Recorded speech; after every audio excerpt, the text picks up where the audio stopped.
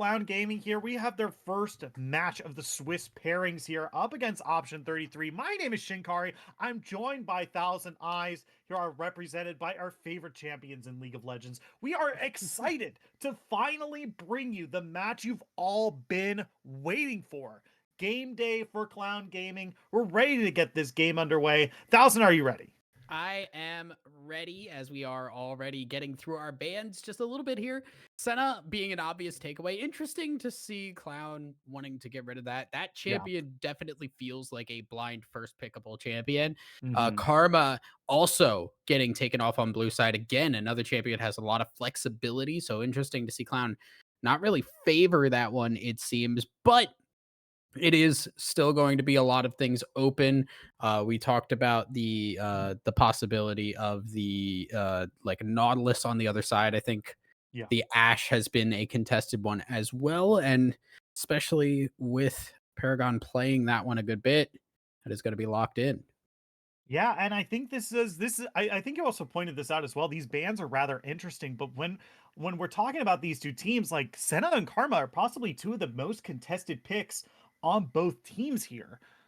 Both support players play both of those champions a whole lot here. So trying to ban them out is mostly is in a way kind of shooting your own self in the foot here by taking away two very comfortable champions for your team here. But we do kind of see the bot lane already locked in for Clown here. We got the Ashe, we got the Rel, and we also got the Jax for Yao Yao.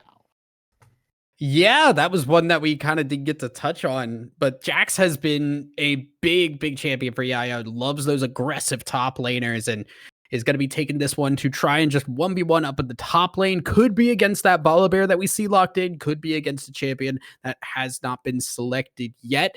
But it is going to be a brawl fest one way or the other up on the top side. We also have that Rel, which does have that capability to go one way or the other in support or jungle. So there are flex picks on both sides right now. Yeah, and it's still up in the air as well because Ashe can also be a support pick here, right? We have seen Ashe Varus lanes in the past. I know Varus is technically banned away here, but that doesn't mean that Ashe still is going to absolutely 100% be the AD carry here. We have seen her flexed into that position as well, so it's going to be interesting to see how this plays out. I do like the TF ban here. It's very going to be ranged champions are going to be a pain in the butt for Jax to interact with, and Twisted Fate has been such an annoying champion to deal with this past patch. He's very good. He has a positive win Yeah. rate in every lane he's played in. So this is such a good ban here. Big fan of it here. Silas and Syndra feel like maybe more targeted bans towards a Frozen Titan there in the mid lane, but Orianna is going to be locked in for option 33 here. The Love Fives this. God, the coordinated play champion here. As they also have two very good ball delivery services as well. Yeah, that's what I was gonna say. You have the Volibear who could jump in. You have Alistar who is just perfect for that. We do have Cassante written in. That is that is the right-in vote for Yeah. Cassante.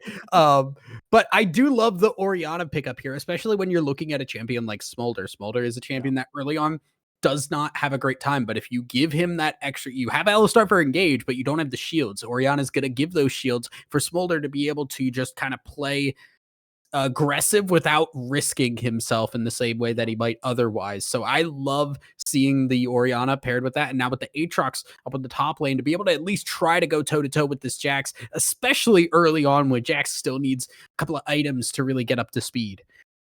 Yeah, that's definitely kind of the best place for Aatrox to be in this case. And this is kind of throwing down the gauntlet, I feel, a little bit by option 33. You know, typically when you see organized play like this, we often say, even in a lot of like some plat leagues and stuff like that, that comfort is king, right? That if you have a comfortable pick, you're probably going to operate that better than any sort of meta champion in the Yeah. game right now. And you know, when it gets to scenarios like Yao Yao, who had 415 games on Jax last season and is not slowing down even in the slightest when it comes to his most recent games, right? This is a player who, you know, hey, like I still feel comfortable on the Jax, even though Jax has been trending down in the top lane, especially in solo queue, a lot more recently. So this is kind of option 33 throwing down the gauntlet. Like, hey, we know you're good at Jax. We know that you think you're going to be able to Yeah. do well on this. We're just going to let you have it, and we're still going to beat you. Absolutely. But I think with that, we are just about to get into the game here. I am keeping my eyes open on Clown's composition because my big concern with it right now is that the damage is not high when you're talking about team fights, right? Ash is just not known for being a DPS character. Your mid laner is a tank. Your top laner is Jax, who is a 1v1 kind of king. And then you have Lilia. Lilia is that team fight presence, but it doesn't feel like it has that same follow up that it would on against or with a lot of other champions. So I'm keeping my eyes on that as just a possible issue going into this game. Yeah, that is something to take note of because I think you hit the nail on the head here, right? Like, I think you're really going to be ultimate kind of dependent really here, but especially for Cassante. And if Jax doesn't get off the ground, then you really are in a heap and bit of trouble here. And not to mention that the damage is really all AD, right? There's one AP source from Lilia, and sure she'll be annoying if fights go long, but if fights don't go long, then you're really not going to have that AP damage to really negate or to make up for all the armor that is going to be negating your team's AD damage. Definitely. As teams are just going to be going for a pretty standard start. And we will be getting underway here now. Rel is kind of a struggle into the Alistar because of that exact issue we just saw. It is a very slow animation on the crashdown, and if you're going on to Alistar, he's capable of just hitting that knockup. Now, it is still a lot of damage back around, and just a little bit of trading. I love seeing this. The Ashe is so strong. Yeah, that's so much damage on a Miracle. He's flashing forward. The Ignite is still ticking. Can't quite find the damage early on. No first blood just yet, but that's a really good start to this lane here. Yeah, and it gives a lot of pressure when you already know that the Smolder is weak. You're now, and we just got Flash out of Evan RL, so the bot lane is going great. That is kind of the one power point that you do get with like Ashe Rel.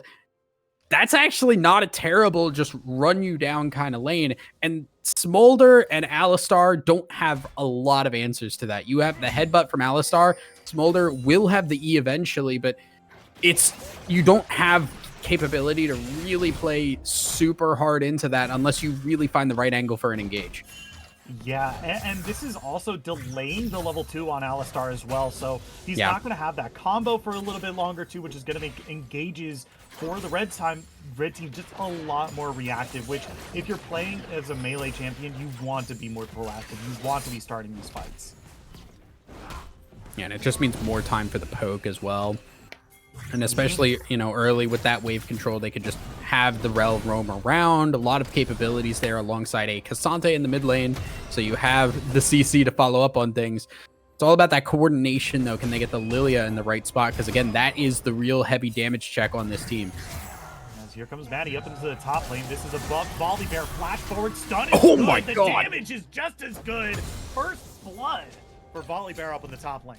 For people wondering why Volibear is being played, that's exactly why. That champion does a lot of damage in the level 3 mark, and that is so strong for the gank there. Able to get the Jax down. The Aatrox already has a stronger early game against that Jax, and it's just going to get worse from here. We're going to have to see if Yayo can actually hold the line and show back up later on in this game.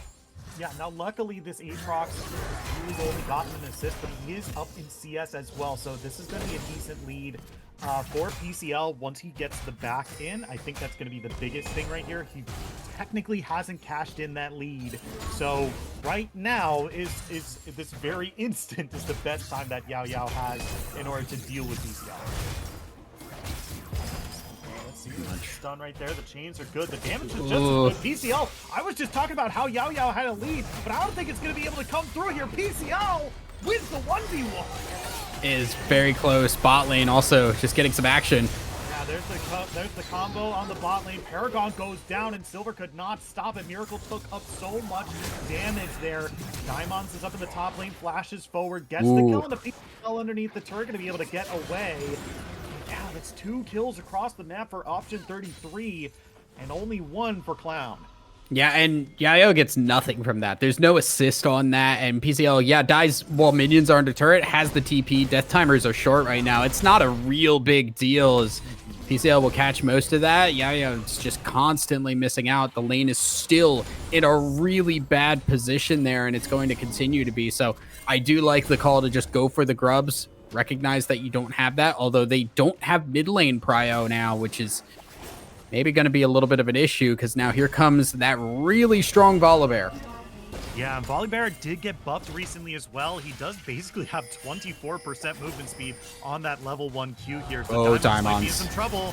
That's going to be the immediate stun. The chains is good as well. Got nowhere to go. Spins the stick, but does not have it in the tank. They're just going to go down. Orianna is going to be the one picking up the kill. And if that was like okay, we gave them their first or second kill kind of death, I would say that's actually worth it for the grubs. But considering that is now 4 kills given over to option 33, this is really starting to snowball, and trying to get grubs is like, well, okay, top lane's going really bad. We had our Ashe die in the bot side. Casante's getting pushed in. Like, if Lilia's also dying now too, it feels like your pressure is just being lost all around the map. Yeah, and that's really a big thing because I feel like that was something that Clown Gaming at least got on the bottom half of the map here, and now, okay, Frozen Titan, just doing a little bit of top lane trading in the mid lane. But yeah, I mean that they won a lot of that in the bot lane here, and I feel like that might start to slowly decrease here as they lose pressure from their own jungle. I'm talking about Clown here, and option 33 gains pressure from their own jungler, right? This Volibear is 1-0-2 right now, right? They got their upgraded boots. They have that strong, they have their Q buffs as well, so it's gonna be hard to actually get away from them. Here we go. That's going to be the ultimate coming down from Orianna. He's gone all out. Zatsmod is in some trouble here. Real low on HP, healing up as much as they can, trying to get that last bit of damage. Can't quite find it. There it is. Finally, a Frozen Titan. The crash down comes through. The horse is down. Big stuns. He's taken incredibly low. Maddie is going to go down. It's a double kill for the Cassante. It's now the third Q is going to knock Alistar back into the blue team. There's going to be the Pulverize to keep him up for just a little bit longer, but it's a triple kill for the Cassante. 3-0 with the Dragon. They're going to pick up the neutral objective to boot.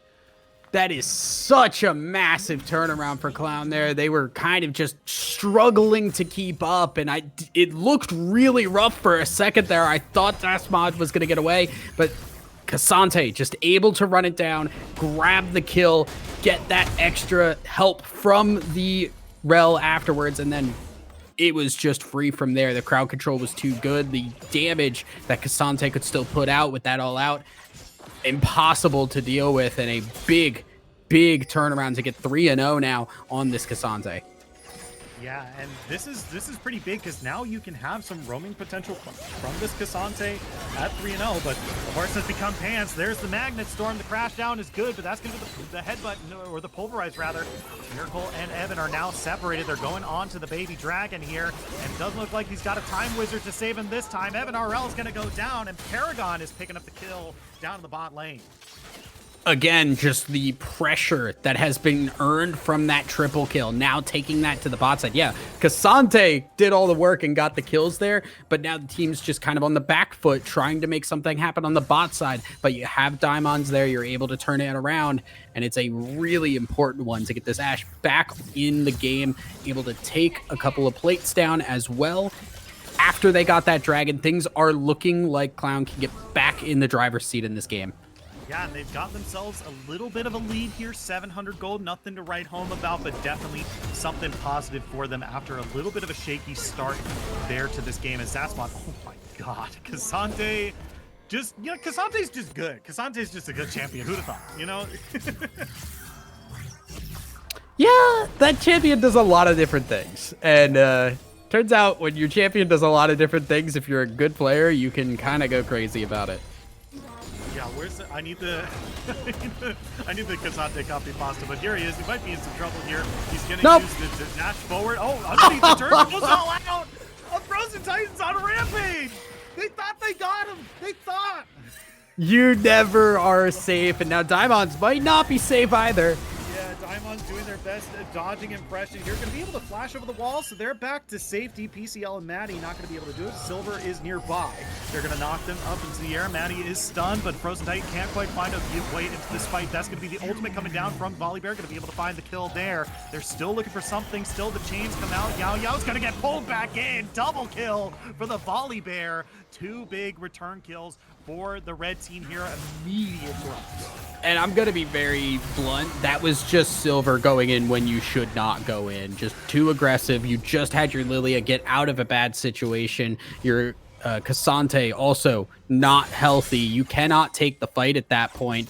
And just going in at the wrong time causes the death for the Rel, causes the death for the Jax afterwards. And again, that is just a big problem. That is the possible 6 grubs gone. It is even on the grub score, and that early advantage that they did get with that grab on the grubs now feels a little bit lost. Yeah, and it was a sacrifice too as well. No, Paragon's looking for a lot here. Silver's coming in. That movement speed is good. Miracle's taking so much damage. Double stun, airborne. Miracle goes down. Silver picks up the kill, and Evan has to run for their life here. Big kill down to the bot lane. Holy moly. Yeah, again, just the power for Ashe to run things down here, and you can't get away from her. Alistar is just, as a champion, is I go in and we either win or we lose. And Rel is similar, but it's really difficult to walk back away when you're getting hit by an Ashe constantly. And yeah, okay, Smolder has that E to get away from things, but if he's getting slowed, the E is slowed. So it's not able to get as much distance either. The Ashe is feeling like a pretty good pick in response to what this bot lane is. Yeah, I mean, once again, Ashe has been so... Ooh, Enchanted Crystal Arrow going towards mid lane. Oh, it does land. Hit. That's really big. Okay, Frozen Titan goes in. Here comes Daimon's in from the jungle as well. Zatsmod is taken real low. Not able to finish up the combo there. So Zatsmod is just going to take a whole bunch of damage. Frozen Titan just going to try their best and back away here, reset down to the bottom lane as well. This is still really nice, though, because it does get Zatsmod into a bad position where now Cassante can be the aggressor in this lane, and you have Dragon spawning in just 20 seconds here. So now we see a Frozen Titan able to push the wave, get control of that wave, and be the first person over to that Dragon as it's spawning.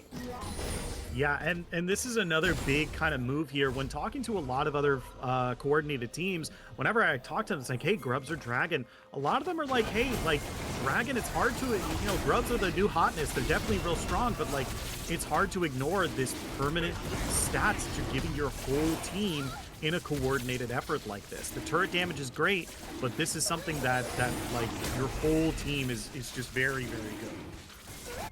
Yeah, I think it really just kind of depends. If you're able to lock in the 6 grubs, it's really good because you have the mightlings. But yeah, getting Gov TP. Yeah, gets a stun on a Maddie here. Zatsmod is around with the orb. Looks like that's just going to be escorting them out. We do have Rift Herald spawning in a little bit more than a minute here. So they were just trying to get some pressure on the turret. Going to be neutralized up in that top half. It is the TP burned from Frozen Titan, and granted, with the Rift Herald being the only objective coming up for the next couple of minutes, should not be a problem exactly when you would want to use that, but it is something at least to keep note of, because this fight down bot said maybe they would like the Cassante TP here.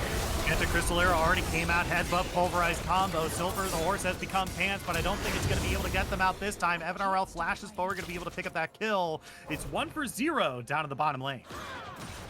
Yeah, again, just not able to get Silver out of a bad situation. And, you know, we said TP, good on the top side, but then when you're trying to play aggressive on that bot side and you don't have that TP, and that pressure has moved since then down to the bot side, you're on the back foot, and good call from Option 33 to take advantage of that. Tiernick Rooker now first item built for Cassante here. Remember that ultimate is pressed, those defensive stats become offensive stats, but Cassante still keeps that magic damage shield, so that is actually a gigantic item for Cassante here. I could have sworn it was going to be the, and I'm going to be real bad here. I do not remember the name of this Sunfire, MR Sunfire Cape item off the top of my head, but Hollow Radiance. Yeah, I thought it was going to be that item right there, but dang, okay. Silver coming in, finds the stun on the Maddie here. gonna get a little bit more. Frozen Titan looking for something. Stun comes back. Oh. Still hunting around. Just fighting, trying to scare folks off, gain some space because blue team is on the inside track of the Rift Herald here. I was a little worried there. If they had gone just a little further, might have caught themselves out before that fight even started. Now, feeling like they're a little split. Here comes Aatrox. Yeah, PCL throws out the chains. Not going to land just yet. They're kind of trying to regroup here, but it looks like they might have just gone to give it up. 4 members of the red team are here. Jax, meanwhile, in the bot lane is taking up some turrets. But yeah, it looks like they're just seeding over the thing here. Trying to steal, coming way too late. Diamond's forced to flash. Frozen Titan again baited in a little bit here, but he goes right in. Huge match. Sleep. Crystal Arrow too. Oh no! Diamonds finds one. Miracle goes down over the wall. Frozen Titan is gonna find another, and Zatzmod falls to Jax and Ashe on the bottom half of this fight. Holy moly, they gave up the Rift Herald, but they took the world. Yeah, Silver made up for that botched engage earlier in the game there. Massive Magnet Storm into the sleep from the Lilia. Didn't matter that you didn't have people directly in range. It was enough that you were able to get damage down. The Enchanted Crystal Arrow also locking people down. If they're far away, you lock them down long enough, you have enough time to walk up and finish the job.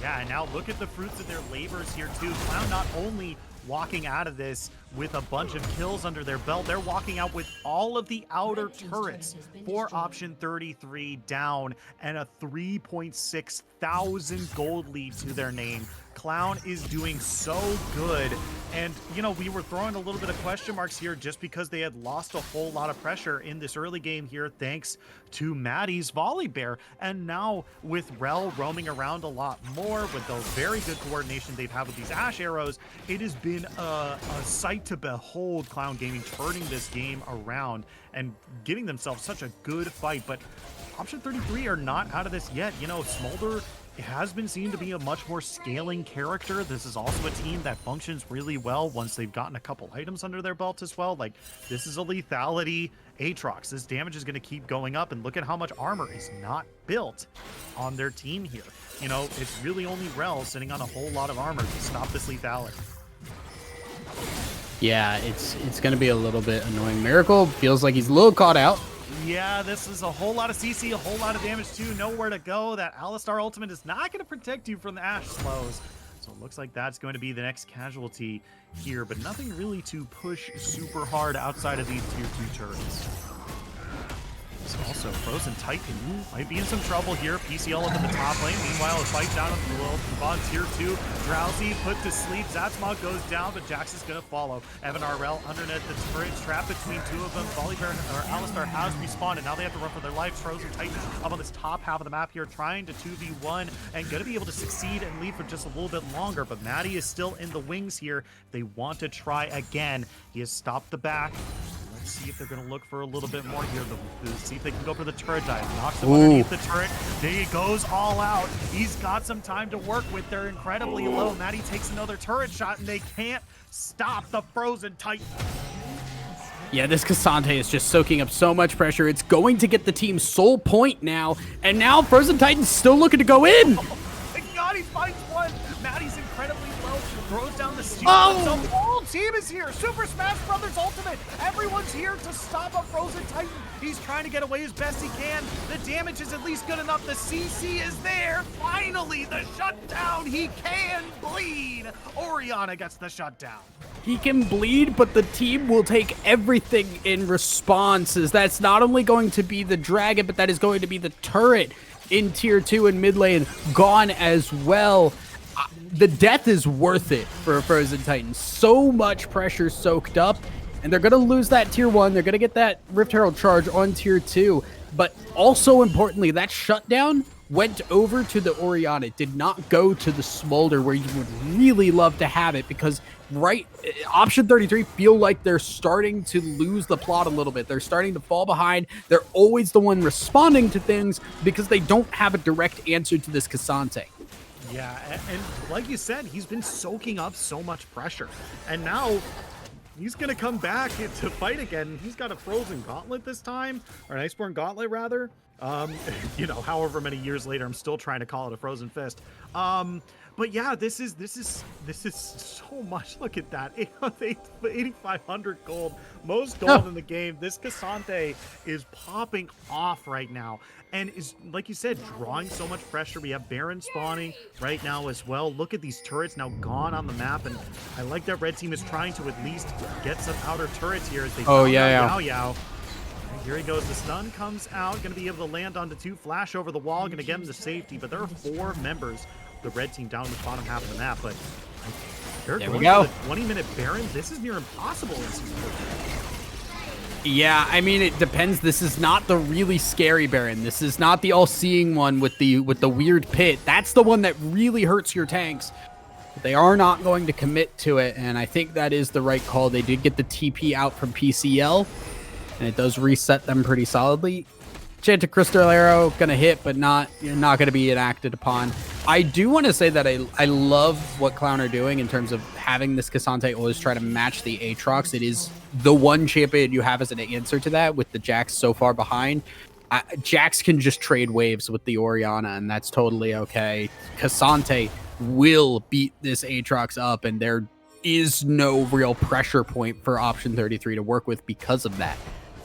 Yeah, and I think this is really important because, you know, we kind of the big thing about that call on the Baron was to immediately pull resources away from the team here. We see the teleport down for PCL for a good chunk of time now. This is more and more times that they can wait for, see where Aatrox is, force him to go to a top lane, reset, and then move to the bottom half of the map. And Aatrox will have to take a long time before joining a fight again. It will definitely be a bit, and it's not the end of the world. As long as option 33 can confirm a 4v4, that's kind of okay, because they do have Alistar, they have Volibear. It's not like Aatrox is the only frontliner that they have on their team. So I don't entirely hate it, but it does feel a little bit bad with just how powerful Aatrox can be, popping that World Ender, just sitting in a team fight and doing so much damage. Miracle getting caught. Headbutt pulverized combo is good for the Magnet Storm. The response is going to be the Dragon Ultimate coming across the whole team. Stunned up Silver. Zatspod! Red team. Zatspod taking incredibly low here. Ash is going to be able to find the kill. Paragon's going to be the first person to pick up the kill here. They're going to be able to find 2. ECL is going to be able to find a kill in response, but knocked back into the team, and Lily is going to be the one finding the kill there. Daimon's on a killing spree. They're still looking for a little bit more, but Evan RL still doing a decent chunk of damage on Smolder here. Going to scare them off for just a little bit. Just a 3-for-1 in favor of Clown. Yeah, and Clown again, just kind of catching people out at the right time. They get Miracle. They then are able to run everybody else down, and the Ashe is just one of those champions where it's like, oh, if she falls behind, she doesn't do damage, and her utility doesn't matter because there's no damage. She is 4-1-7 right now. A solid amount of farm is relevant in this game, and with the newly buffed Terminus as well, that's just adding to that damage check. Ashe is a relevant champion, and we saw can run down Zatspod, can run down a lot of other people on this team as well. Yeah, it's really tough to try to get away from an Ashe as well, just because a lot of them are just running approach velocity, right? Like, they have the movement speed to stay stuck to you after they throw out that slug. They have the Soul Dragon right here. It's started up by option 33 here. Here comes Clown in from the side. It's 4v4. Going to be a frozen fight right onto Evan right here. Starting off the fight, strong goes over the wall, but they're going to be able to catch Melody here. Miracle there as the dragon goes down to Volibear. That's big. They're going to be able to stop the Dragon Soul here, but Ash is going to be able to find one. Maddie is low on HP, but they are long gone. So they're going to be able to steal the dragon for the cost of just Alistar. They lose Alistar, they get the Baron, but also importantly, they waste a lot of time on this Baron. So it is not being used to push waves as much. We're seeing Maddie just kind of waste time for Yaya, cannot push waves because Maddie needs to be answered to in some way, shape, or form. I think is going to get the execute now. Yeah, we'll succeed in that. Alistar's back up. You have your team now at this wave. You need to get this Aatrox over here, I think. Here we go. That's the pulverize there onto Frozen Titan. They take a bit of damage. They do finally have that knockback, but they need to get out of there. Ooh. Finally out. Oriana's still looking for a little bit more. That's still some dangerously low HP bar there, but good job nullifying the push there onto that mid inhibitor turret. Yeah, that is a little bit rough. That is the time you would love to be able to just get up on and take that inhibitor turret down. That opening that up gives you a lot of space to work with. Unable to do so. Feels like Smolder's starting to hit a little bit. He's getting a little bit scary. He's growing up a little bit. I'm proud of him. I'm so proud of him. Yeah. Yeah, I mean, yeah, that's the other thing to take note of here is that, like, slowly and quietly, Evan RL has been hitting some big damage in these fights here. This Navori Quick Blaze, and I believe that's going to be a off the top of my head, it's got to be a Storm move. Off the top of my head, I have to check my notes a little bit here, but yeah, RFC is probably going to be the build here for that finished build for Smolder there. So that's, once again, like, these are 3-item Smolder is going to be really, really tough. That's a lot of damage and something we haven't really been keeping our eyes on because Evan RL has been focused in a lot of these fights and hasn't been really been able to make a big impact. Yeah, we are still just kind of a little bit of a holding pattern. Paragon, no! Oh, that's so rough. That is a very tough loss there, and it means no fights can really happen for the next 40 seconds. Yeah, able to get the turret down in that mid lane finally, but cannot go for the inhibitor, and feels like the push is starting to peter out. Yeah, now they might be in some trouble here. Maddie's still looking for a fight. Not being able to land the stun here, but still looking for something. Evan RL is sitting in the wings here, waiting in the wings, as dragons do. Not going to be able to find anything in there. Yao Yao versus PCL one more time, but the damage is so good for Yao Yao. Holy, jumps underneath the turret. There's the spin. He's going to be able to find it. That's the old saying for League of Legends, spin to win. And Jax does it one more time.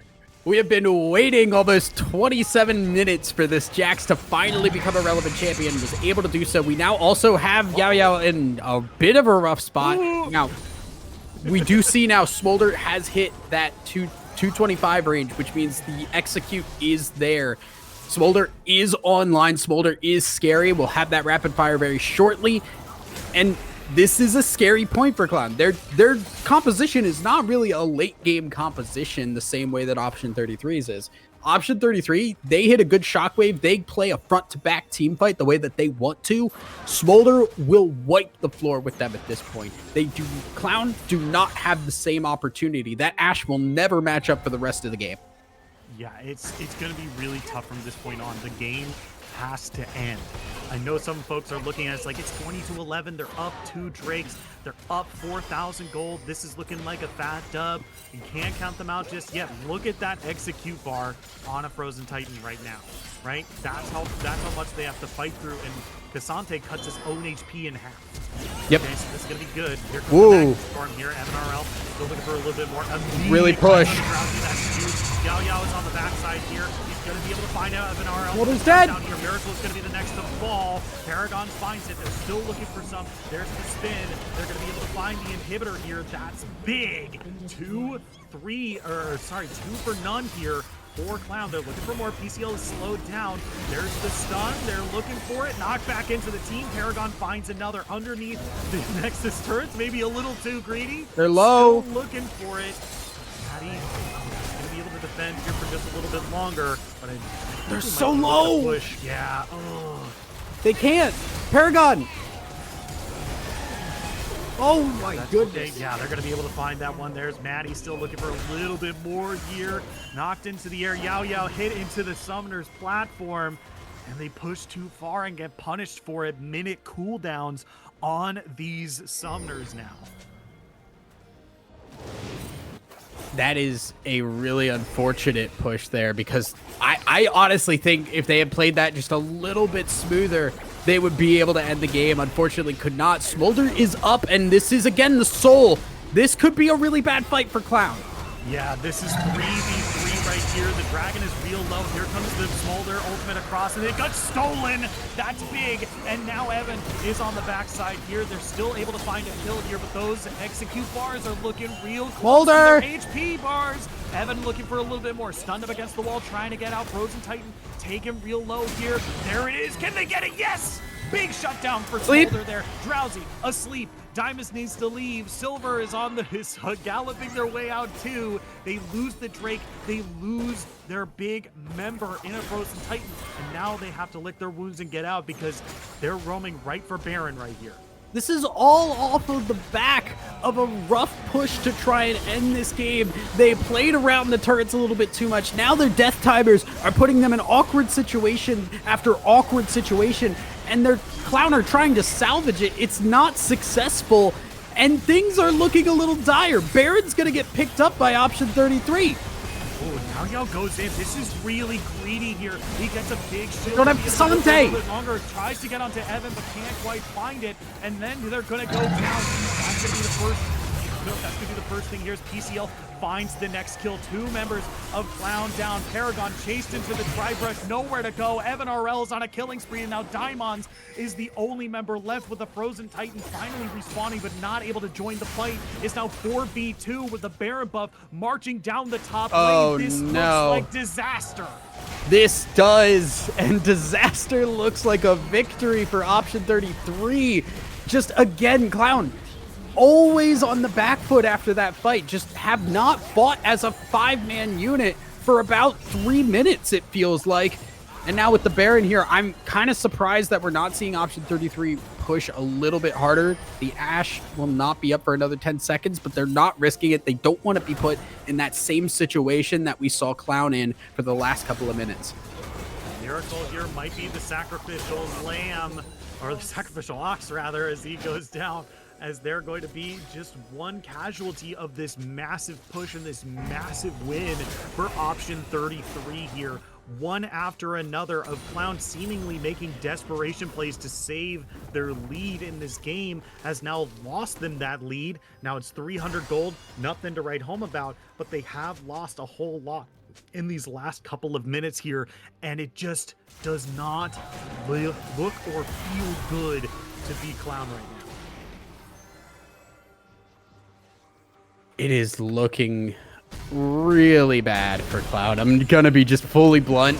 This game was won. Clown had this one in the bag, and they pushed a little bit too close to the sun, tried to go for the kills, and now Clown need to find a way back into this game after being in control for so long.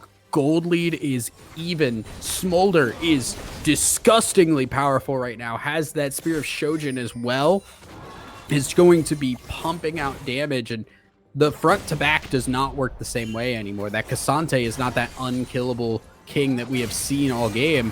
Trying to catch Miracle out. Miracle, good headbutt. Yeah, there's another stun from Enchanted Crystallera, but that's a big resource down. Miracle taking a decent chunk of damage, able to walk away from this. Drowsy asleep, but only on the Alistar. Silver looking for a little bit more, but taking so much damage. Meanwhile, Yao Yao on the bottom half of the map here trying to duel PCL, but it's in favor of the Aatrox now as Maddie has now joined the fight for more, but neither team can find a good solid footing in this fight.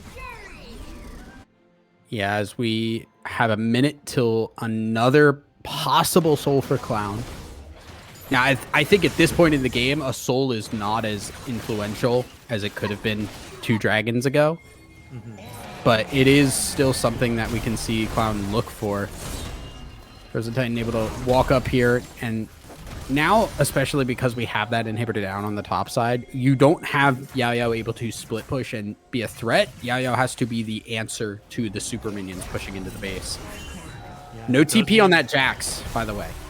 Yes, and that's big because look at this with 5 members of option 33 ready to go in this mid lane right here. They're prepping for a fight. Frozen Titan is playing rather far forward. They're the chains. Not going to pull them back, so they're still in some relative safety here.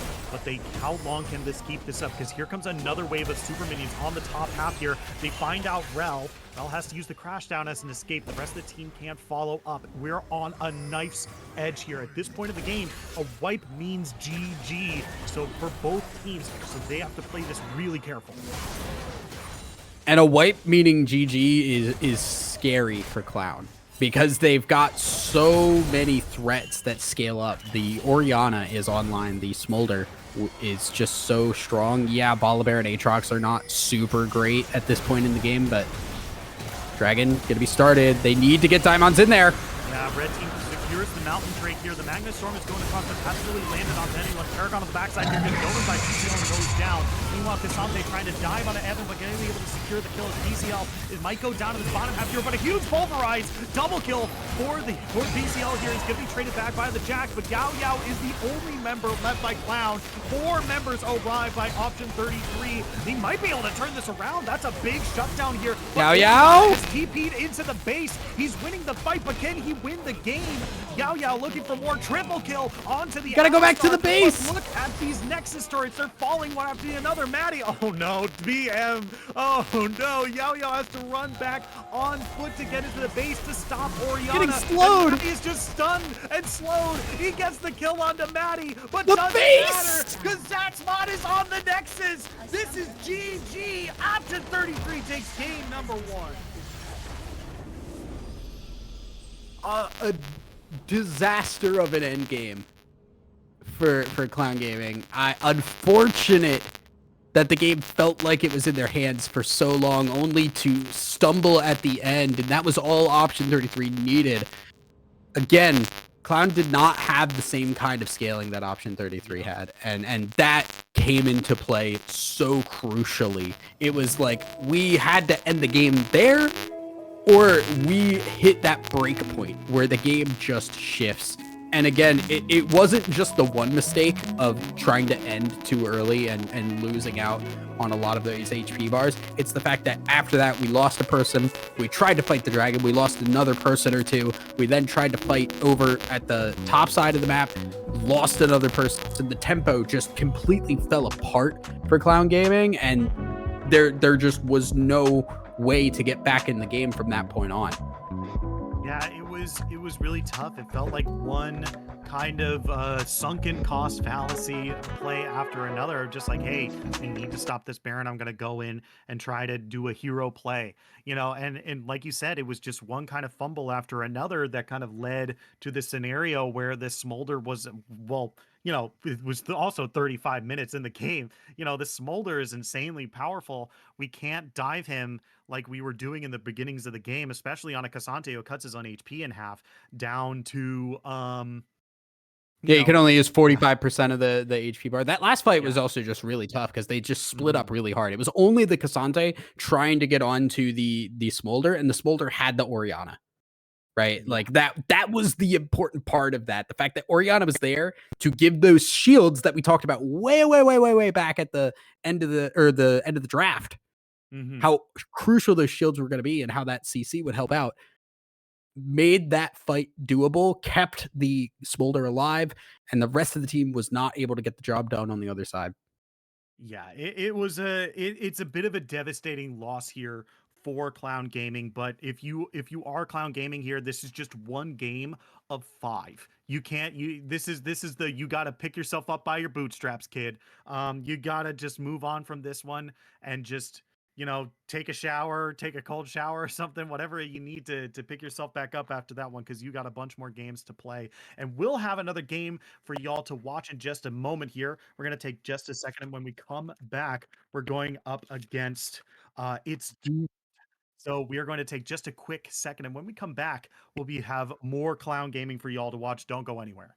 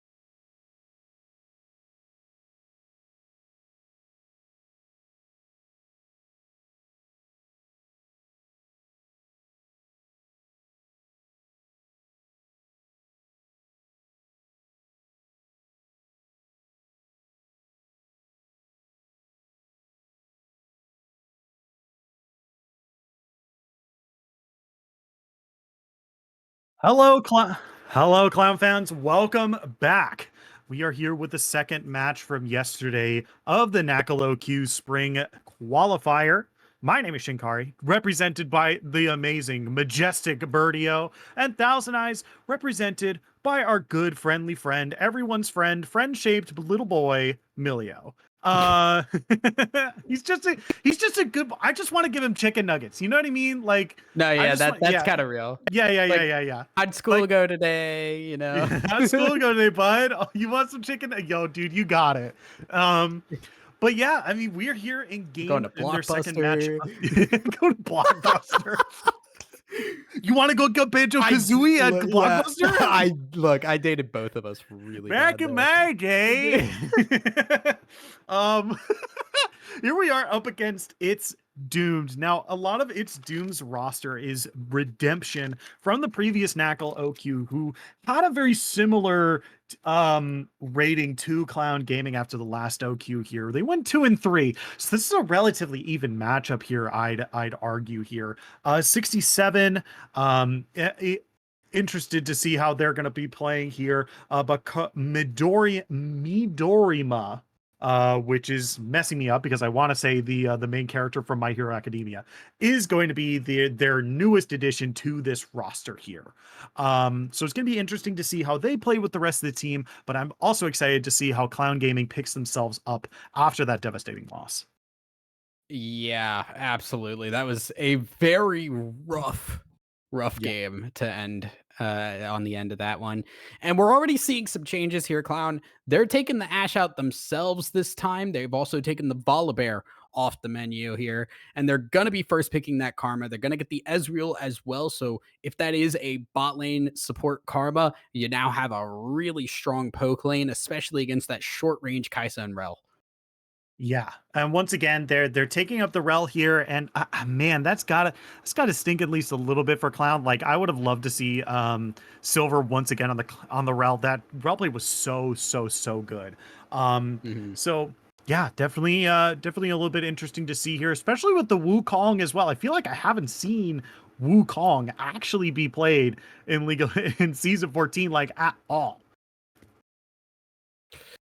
Yeah, I mean, he's been coming back a little bit. Hmm. He's had a little bit of a resurgence here. I believe just with the Sundered Sky, like that is an item he Yeah. absolutely will want to mess around with. But he just has that kind of power that you do need against somebody like a Vi, right? If you pick an early game champion like the Vi and you go up Hmm. against a Wukong, that's kind of fine. If you go up against a much weaker early game jungler, Vi will abuse the hell out of that.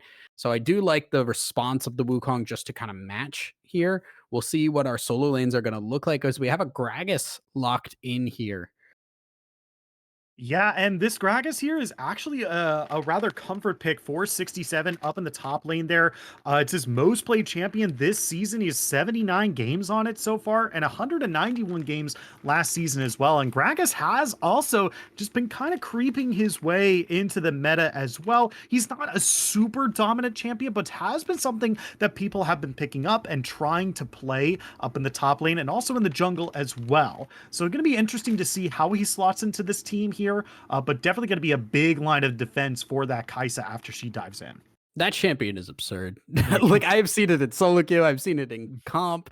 That champion does gross things. Yeah. He's unkillable, really difficult to stop. You can't gank him. It, if this is Gragas top with a Wukong, it's gonna take a while to kill him, and he's just gonna walk all the way back to the tower pretty much okay.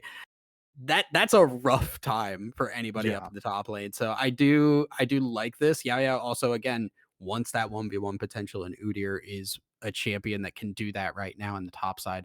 So Clown going for a much more skirmishy composition, the Yone, the Vi, a lot of mobility on these champions, not a lot of full-on front-to-back team fighting, whereas we have that Kaisa who can really abuse the picks that the rest of Doom can really set up. Yeah, this is a pretty solid composition. I'm definitely liking It's Doom's composition here. Once again, Midorima is getting another comfortable pick for themselves here. Kaisa is something that they played a whole lot of last season, has been experimenting with a little bit more this season, not so much games under their belt, only 19 this season, but still a decent chunk of games from last season on the Kaisa with a pretty relatively good win rate on them as well. So this is the lot of comfort picks for Doom here, and now we get to see like, hey, how much better is comfort over like very strong meta picks. Now, I'll argue that Kaisa is kind of another champion that is kind of creeping her way into the meta. I think we saw a She little never bit from dies. challengers. Yeah, she doesn't. I think we watched in some games yesterday in the Challengers League of Kaisa just popping off and just being able to exist in a backline for just way too long. And so this is just a really good composition here from Doom. Excited to see how they play it out. Cassiopeia is always a treat. Love watching her play, and I think she's going to be really good into Vi, Ezreal, and Yone. Lots of things to love about these comps. Yeah, I think it's just a question of, is the skirmish good enough from Clown, or is the pick Mm-hmm. right for Doom? If they can find the right fights, there's a lot of potential for Doom to just kind of snowball out of control. Meanwhile, Clown Gaming, they just individually have really strong champions that don't need a lot of help from each other. So if they just keep the map spread, things can look pretty good. It's just when you're spread, picks can happen. Yeah, for sure. But we're going to send it over to the Rift and let's see if we can get this game 2 underway. Super excited for Clown here as we are loaded onto the Rift. We are ready to get this game underway. I'm excited. I am also pretty excited here. This is kind of one of those things where one of these teams I think is just going to get ahead and kind of go crazy. Mm-hmm. At that point, it's just a question of who does it. Who is the one that actually gets that early lead and presses that advantage? Although after last game, I'm not sure that I could definitively say that one way or the other, because Yeah. sometimes the leads don't always mean that you're going to close it out. Yeah, that's kind of the big thing here. We do have a little bit of a level 1 cheese here, but it doesn't look like they're going to be able to gain a whole lot of fruit from it though, but they are going to get at least karma pinged out by the rest of the team here. They might go for a late invade, but are probably going to be met by Wukong here. They're just looking for the poke. This Yeah. this is the classic Ezreal Q, Karma RQ as they walk into lane, and Mm-hmm. they go down to like 2/3 HP right out the gate. Mm-hmm. Yeah. So here we go. We have a lot more of a standard start than we were probably first expecting here. No big invades early on, but this is going to be an interesting match to watch as we have kind of opposite starts for the junglers here. Vi is probably going to be pathing up towards the top half of the map, where Wukong is probably going to be pathing down towards bottom. Yeah, and I do like that call because I think you do have to pressure this bot lane early if you want to get Kaisa going. So seeing Prod go down there, is I do think we need to swap the Wukong down. They were not in position. Yeah. They lied to us about this, but They have lied. I do like seeing Prod just kind of focus on this bot lane. You're never killing this Udyr. It is 67. You're on your own, buddy. You got to figure this out yourself. Yeah, and he's gonna have a lot to kind of work with there, because even at this level 2 has been suffering a whole lot of damage thanks to that Phoenix stance from Udyr there. Yeah, it's just like wave pressure, you're never matching Udyr. Dueling, you're never matching Udyr. In terms of just a long extended fight, you're not matching Udyr. There are so many things that Gragas will do a lot to help the team in terms of setting up things for the rest of it, but in terms of that 1v1, Udyr is not going to be killable, and especially considering the crowd control that exists from Gragas and Wukong together does not outdo the ghost that Yayo has, right? It's not the flash, it's the ghost. And that is just going to be really hard to just stop. You go gank him, he's just going to run back. Yeah, it's now Frozen Titan looking for Blonde. Good knockback there, taken real low. Blonde have to go through the miasma in order to reach him, so not going to be able to find the kill on a Cassiopeia, but might force the back and might also force the teleport as well, as Yao Yao, whole lot of damage they're taking up in that top half of the map. Yeah, and I think he's just looking to shove this wave in and back, get the TP, and just continue to keep pressure on 67. force some kind of a response here, kind of like what we saw Frozen Titan do on the Cassante last time, fighting in the blue buff here. Yeah, Daemon's in a whole lot of trouble. Flashes over the wall, but the Acathian Rain is going to be able to pick up first blood. Midorima going to be able to pick up that kill. Huge for them down the bot lane. Yeah, exactly what we needed to see there. Kaisa wants to get going, has to hit those item breakpoints. You get that Kaisa there sooner, your skirmish, your pick is there, ready to go even more than it would have been before. Yeah, as it looks like they're still looking to fight here. Silver stunned in the brush here. Paragon not able to help. That's 3v1, and Karma is going to go down. Midorima is going to put another kill underneath their belt and going to get some lane pressure as well. So some more time to farm up and catch up to the CS numbers of this Ezreal here. Definitely. And Ezreal will be okay. Ezreal's not like horribly worried.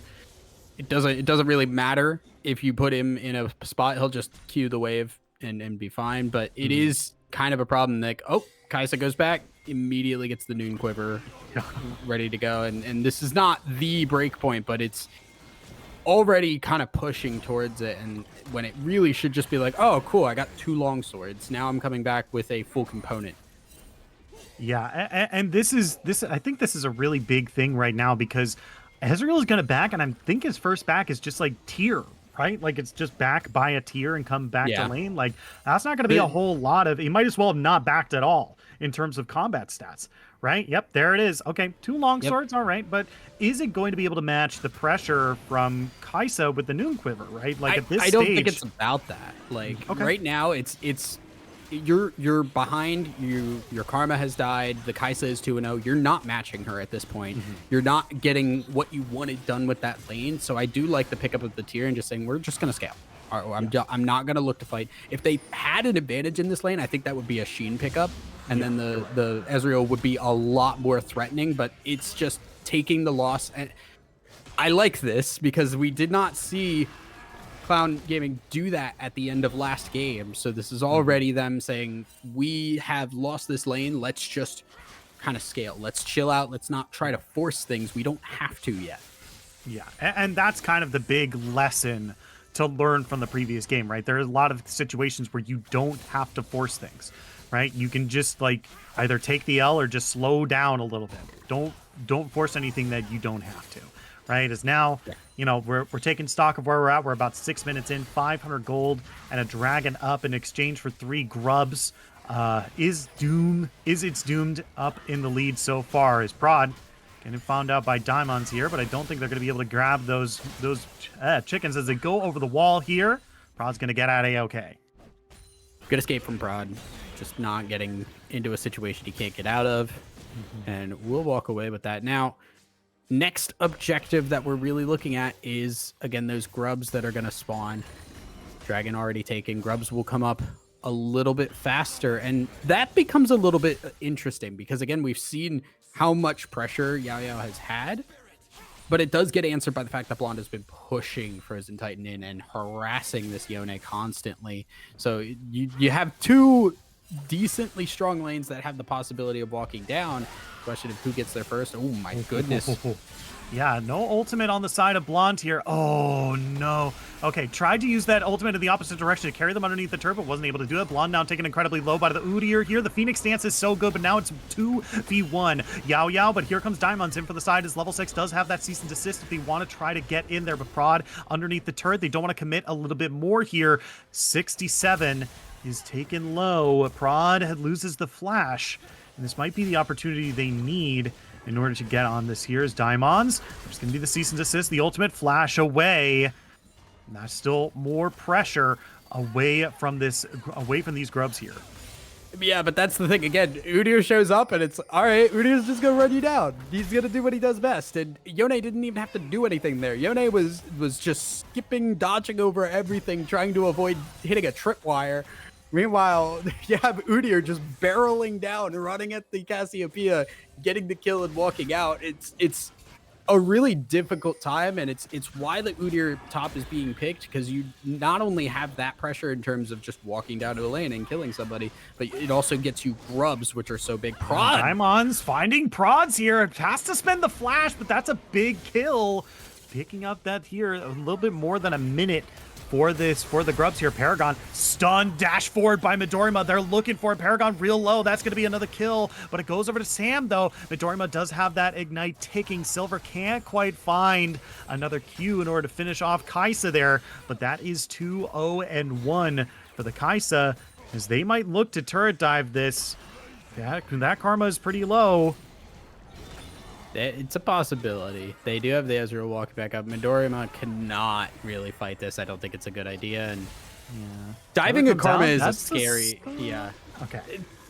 Diving a Karma is a terrifying endeavor. If she has that ult, she just heals like nothing else. So I don't blame them for not going for that blonde.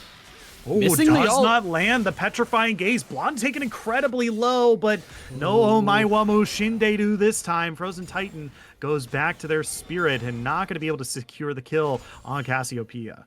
But that is a good thing in terms of the fact we can now see Frozen Titan just fight, actually go toe-to-toe with this Cassiopeia and make it out on top, at least make it out even with her, because we have seen every time we've gone to mid lane, it has been Frozen Titan just pushed in, low health, unable to do anything, and the Yone's starting to get a little bit relevant. Yeah, Prod goes over the wall here to try to fight Diamonds, but Frozen Titan still real low here, and this is big because now the Grubs are up and the mid laner has to back with no TP. This might be just the 3 Grubs going over to Doomed. Yeah, that's will be again. Here. Yeah, I don't think they fight this. They don't have the ability. Frozen Titan doesn't have TP. You can't do it, and that's again another kind of loss on trying to secure the Grubs for that full 6 after getting the first 3. So Clown Gaming not able to utilize that Udyr, I think, the way they really would have liked to, but at least able to keep it even on the Grub score. Yeah, and luckily this time it wasn't like, oh, we gave up a kill in order to find the first 3. So yeah, and they don't lose as much as they did previously, but it's still not so great when they spent so much time in the first half here. But Diamonds dives right in, found Sam, only a little bit of poke damage, but this does give them the inside track on the Drake here. Yeah, good roams there. They pushed out bot lane, moved up. Yeah, bot lane has been pushed in now, but they still have that first move onto the dragon. I think without getting anything off of that mid lane play, it's a little bit risky to go for this. Wukong is in the vicinity. They know that, but they're gonna call the bluff. Midorima's still in this bush. Paragon absolutely needs to be aware here. Good call on that. Timed that. I get the feeling that Paragon was counting the seconds on that after Ro went in the bush. Yeah, Paragon here immediately dashing away. There's the frozen zone, but still can't find the CC onto Silver here. And Arcane Barrage comes across. True Shot Barrage, rather, but not going to be able to find anything even after a root, as, okay, we're having a dance party with the... we're having a dance party with the Dragon Pit right there. No, it's not. No, it's not. Yeah, no one look. I do kind of, I'm a little concerned because I've seen a couple of times now Silver's just wide missed these karma cues a little bit, and that is a little worrying for me, just seeing how this lane has already gone. Paragon starting to get run down. Dorman does not want to go for that because they should have ideas that the Vi is there. Yeah, the Paragon has been playing it so close to try to bait them in the Vi. So it's like, I think this is at least the second time here, and it's just been so nerve-wracking to watch it. But there's the root onto Sam. There's the cease and desist. The crash down is not going to take them away. Silver finds the kill. Midorima is going to be the only person left there. Not ideal. The root doesn't land, but let's see if they're looking for more. Diamonds goes underneath the turret. Paragon trying to find the damage, but that's so much in response there. I don't think Diamonds can stay here for much longer. E forward, auto Q underneath the turret. Paragon, does he live? Absolutely, by the skin of his teeth. Paragon gets out of there. So feisty there on that dive, and that's kind of what these champions are capable of doing. That's what you want to see from this kind of a composition. You can just individually make those plays. Silver setting that up on the rel, trying to get Midorima low as well, and then Diamonds forcing the ult. Paragon saw the opportunity, had the flash up, knew he could shift, flash out, and was successful in doing so. Yeah, now This is a real good spot to be. Sadly, there isn't really a big objective for them to get on the bottom half of the map, but it is still a nice chunk of gold. However, Yao Yao in some trouble. 67 and Prod once again 2v1, low on HP. There's the spin. A true shot barrage comes across, but it goes a little wide. It's a 1-for-1, which I think if you're Yao Yao, that's got to be the best case scenario. Guys, why does Udyr exist like this? Like that's not fair. I feel really bad for 67 because what do you do about that? Yeah, and now Daimons still looking for the kill on the Prod. That's so much burst damage. Can he finish it off, though? That's going to be the Conqueror proc. A little bit of healing. Can he get it? No! Oh, it's so incredibly close. But it's going to be a 1-for-1 up in the top lane with just that. But I believe it's a 2-for-2 at the end of the day. So, a bit of mutually assured destruction up in the top lane there. Yeah, really aggressive dive. Diamonds, I think, wanting to try and get a little bit further ahead on this buy. We see that this is the Sundered Sky, so has a lot of DPS right now, or not DPS, but just burst damage. Yeah. Can really pop somebody and wants to utilize that, knows that's the power point, just unfortunately cannot get out from under the tower in doing so, and that is a bit of a loss of tempo, because if that Vi gets out, you can walk down to Rift Herald. You have Frozen Titan there to try and fight that. You know that Shiesty is coming up, has the TP as well. Oh, Leo, we're getting the explosive cast up in that top lane, but turns out Leandri's on Udyr is pretty good. He's walking out of this lane after taking a turret shot and an explosive cast with more than half HP. Can you imagine, like, pre-rework, somebody being like, yeah, Leandri's on Udyr. It's going to be the build. Like, a couple of years from now. Like, you go back into the past, like, I would have a conniption. Yeah. I would be like, what is Trick 2G shoving down your throat? What is he doing? What is he? Come on, man. What are you doing? Yeah, no, it would confuse me. And the thing is too, because like when you think about Gragas top lane, there was a good number of patches a while ago as Lond in trouble. Yeah, oh yeah, there's the cease and desist too. I don't even think the ultimate landed either. Daimon still underneath the turret. Gonna live, the Prod looking for it. Gonna get stopped up by Silver, and then the two get taken incredibly low. Prod not gonna be able to find Daimons. It's 2-for-0 in the mid lane, and Yao Yao is just doing so much damage to 60. Just tagging him once with the R and just letting the burn happen. But look at this. Teleport down to the bot lane. True Shot Barrage comes across both of them as here comes a Frozen Titan in from the lane as well. We're going over to Daimons for some reason. Thank you, Directed Camera. Here we go. Frozen Titan looking for Sam right here. Not going to be able to find the kills, but going to force them off the turret here. Big TP, at least for some tempo here. Silver throws out the tether. Still not going to be able to find it. Yeah, that's a lot of damage done before Dragon, which does make it a little bit scarier to do, but I think with the waves... might be a bit of a push here. I like this TP. Yeah, oh my god. Paragon found a way in. No! Didn't find the kill on the Midorima, though. But here comes Sam. That's going to be the Magnet Storm. Going to pull them in. Not going to be able to find that. But Frozen Type and the Daimons are going to finish off the Dragon and now rejoin the fight. Yao Yao, there's the shield in order to keep it alive for a little bit longer. 67. Oh my Wamu! Shinderu! Double kill for Yone. And Udyr's going to clean up the Cassiopeia. And that's 3 kills and a Drake on the board for Clown. A really solid fight there. They just traded off HP bars perfectly. You saw Frozen Titan go in, do a lot of work, backed out as soon as he needed to, and then Yao Yao going in, doing the same there, getting the shields from the Karma and the Turtle Stance.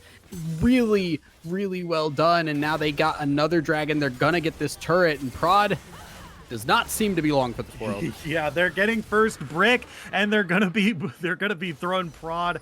They're gonna be throwing him into a grave. I was gonna try to make another brick joke, but it didn't land. So here we go. All right. Yeah, and this is just really the PowerPoint now for Udyr. What we were already kind of like seeing. I was gonna make this point earlier, but Udyr is able to match this healing, and that's specifically because Gragas a couple of patches ago, a good number of patches ago, when he was really strong top lane, got that passive nerf where it took his passive down a bunch of seconds. So he does not get the passive anywhere near as much. He cannot regen as much. Meanwhile, Udyr, he's able to regen a lot with that turtle stance. And the thing that you think of when you think of how Gragas kind of handles a top lane matchup, just gets beaten by what Udyr does. Yeah, and look at this. Like, the constant ticking damage from Leandres is doing so much work, but Explosive Cat's going to knock him into Prod. But I don't think Prod's ready for this ticking damage either. Look at how much... Oh! Barrage! That's one! Yo-Yo gets two! And now he's going to run for his life. He's gone! The shield is going to keep him alive. Sam is nowhere close. Midorima can't dash. Yo-Yo's out! What was that? They thought they had him. The Udyr was inches from death, and then the Ezreal from downtown sniping them out, saving the day, and Yao lives to laugh in their face. The Leandres Udyr is running this game. Holy moly. And it's crazy because I feel like every single time I watch Udyr throw out a fire ring from that Phoenix stance, it's just so much damage that Gragas is just like, it's okay, I'll heal it back. And he just doesn't, right? You were talking about how Gragas is just, yeah, I'm just going to heal back the damage. It's fine. No, it's not fine, because once you're done healing, you're still taking ticking damage. And even when you're close, you don't even need to be taking, like, ultimate damage, like Phoenix stance damage from Udyr right now to be taking damage, right? He's got that Sunfire cape too. Yep. He's just a big ball of damage. Yeah. I mean, that's always been what Udyr has been, even pre-rework, but like it is at absurd levels right now. And man, we need to have a talk about Udyr here. Next item, Unending Despair. Next item, Unending Despair. Do the BS. Abyssal Mask. Yeah. Honestly, like that. Yeah, I know that item's not good right now, but you know what? It'd be really funny. Yeah, it'd be really funny right now. That's like every single build I do in ARAM. It's just like, oh, look at all these things that do incidental damage. Wouldn't that be crazy? Diamonds getting the. Did he steal Frozen Titan on the 67? I think he did. Yeah, that's a lot of teammates with the red buff. That sucks. All right, here we go. Over the wall. Paragon's on a rampage. They're going to be able to find that one out too. This top inner turret is going to be taking a whole lot here. Not a whole lot It's Doom can do to stop this push. True Shot Barrage again coming across here. Once again, having a rough go of it right now. It's doomed. Okay. Frozen Titan just throwing out some poke damage. Yep. And seeing the same from Blonde here on that bot side. Now, so we kind of talked going into this game is... okay, wait. That's Petrifying Gaze coming in here. Dash through from Kaisen. Trying to get away. A Frozen Titan is going to go down here, and this might be the go button from the rest of the team, but they can't quite find it in. Yao is at the front line here of this fight. Here comes Diamonds ready to go, charging up the Q. Going to scare them enough away that they don't want to continue this. But Yao get some damage from Blonde. Is he gonna look for this here? Don't say that Udyr is taking damage. Come on, man. Well, he's HP bar technically less than 100, so he has taken damage. He's got so many shields. Like, what is this? God, it's every single time he changes a stance. Shield, Karma's around shield. Yeah, why not? Boom, bam. Find 67 in the bush right there. It's just a bunch of scuffles, and Doom is just playing on the back foot right now. They're playing reactive to a lot of the stuff here because Clown can just walk up. They're up 7,000 gold right now. They can just walk around. It's like, hey, look at how much gold I have. And just that's it. That's it. It's like, hey, can you fight me? No? Okay, I'm just going to keep pressing and pressing and pressing here. We have literally built the definition of just a ball of stats that we're rolling around Summoner's Rift right now and kind of seeing what happens. And right now, it's like a Katamari. It's just gotten disgustingly big. We're now rolling up entire buildings, and there's no stopping it. God. What a good game, by the way. What a good game. While we have a minute, can we talk about how good Katamari... That game rules. If y'all haven't played Katamari Damacy, please go play that. Yao found Midorima. There it is. La na na na na na na na na na na na na. Oh, 2v1. Oh, Yao's actually in trouble. Oh no, we rolled a bear and now the mission is over. And now Silver is in some trouble. 4v2 up at the top half. The whole red team is here. Super Smash Brothers Ultimate. How many video game references can I make in 2 minutes? We've got to fight over the Baron here. Diamonds is here. Sam's has found a stun. They're on top of the Baron here. Can they fight this off? Their big player is not here. Here we go. Prod taking some damage. They might be able to scare them off. Yep, that's enough to get them off the big purple worm. Oh, I'm still losing my mind over we roll over a bear, the mission is over. Because that's such a like deep cut that only some people are gonna get, but those people are going to like It's struggle to sleep tonight. the most annoying mission that whole game. It's like, okay, you need to roll up as much things as possible and then roll over a bear. But sometimes you Yeah, get so big, it's like you rolled over a bear statue and it sucks. It's the yeah. worst. Also, please go play Katamari. That game rules. But here we are, scared off of Baron. Yao Yao has bled a little bit. The god does bleed. So this does mean that Yao Yao probably got a little bit of a kick in the pants, being like, okay, I can't just fight them wherever, whenever. I do have to be a little bit more respectful of their damage.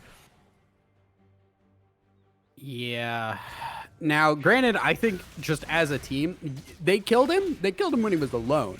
If he brings friends, you're going to be spending a long time killing him, and that's just all the time in the world for Frozen Titan to find a way in, for Daimons to get an ult on somebody, for Paragon to just constantly throw out these Qs.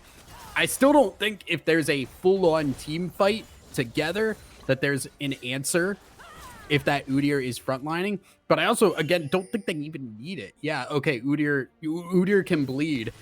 Bleeding does not matter if we take the Nexus before we bleed out.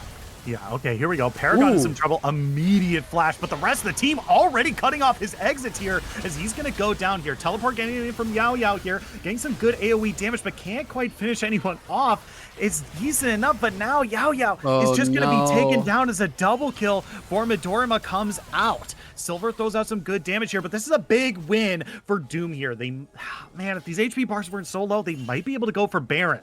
But the blue team, Clown, still waiting in the wings here, still might be able to do something here. I want to call out that was such good coordination there. The immediate knock up into the follow-up from Midorima with the Kaisa ult. The immediate cleanse from Paragon, but it was just followed up because Blonde was in the right place to just try and knock this Ezreal down.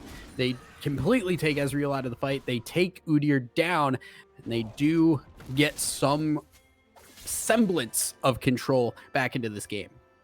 Yeah, and it's a good pickup for them as well. Going to give them a little bit more space, a little bit more time to catch back up into this game, because I don't think we've really had a whole long to talk about, because we keep laughing about how good this Udyr is. But this Kaisa is 224 CS, one of the highest CS totals in the game, 6, 1, and 2, best KD score in the game, 3 items deep, like...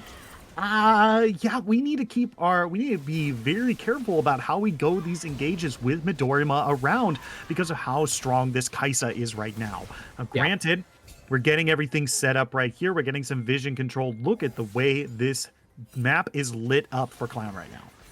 I want to call out that Cloud were up like 15-5, I think, at one point in kills, and we have since now gone to 15-10. So it has just been a straight decline here for Clown for the last couple of minutes, and that is kind of what we saw close to the same time last game. So there's a little bit of nerves starting to act up here. I'm getting a little bit of the Monka S in my veins at the moment.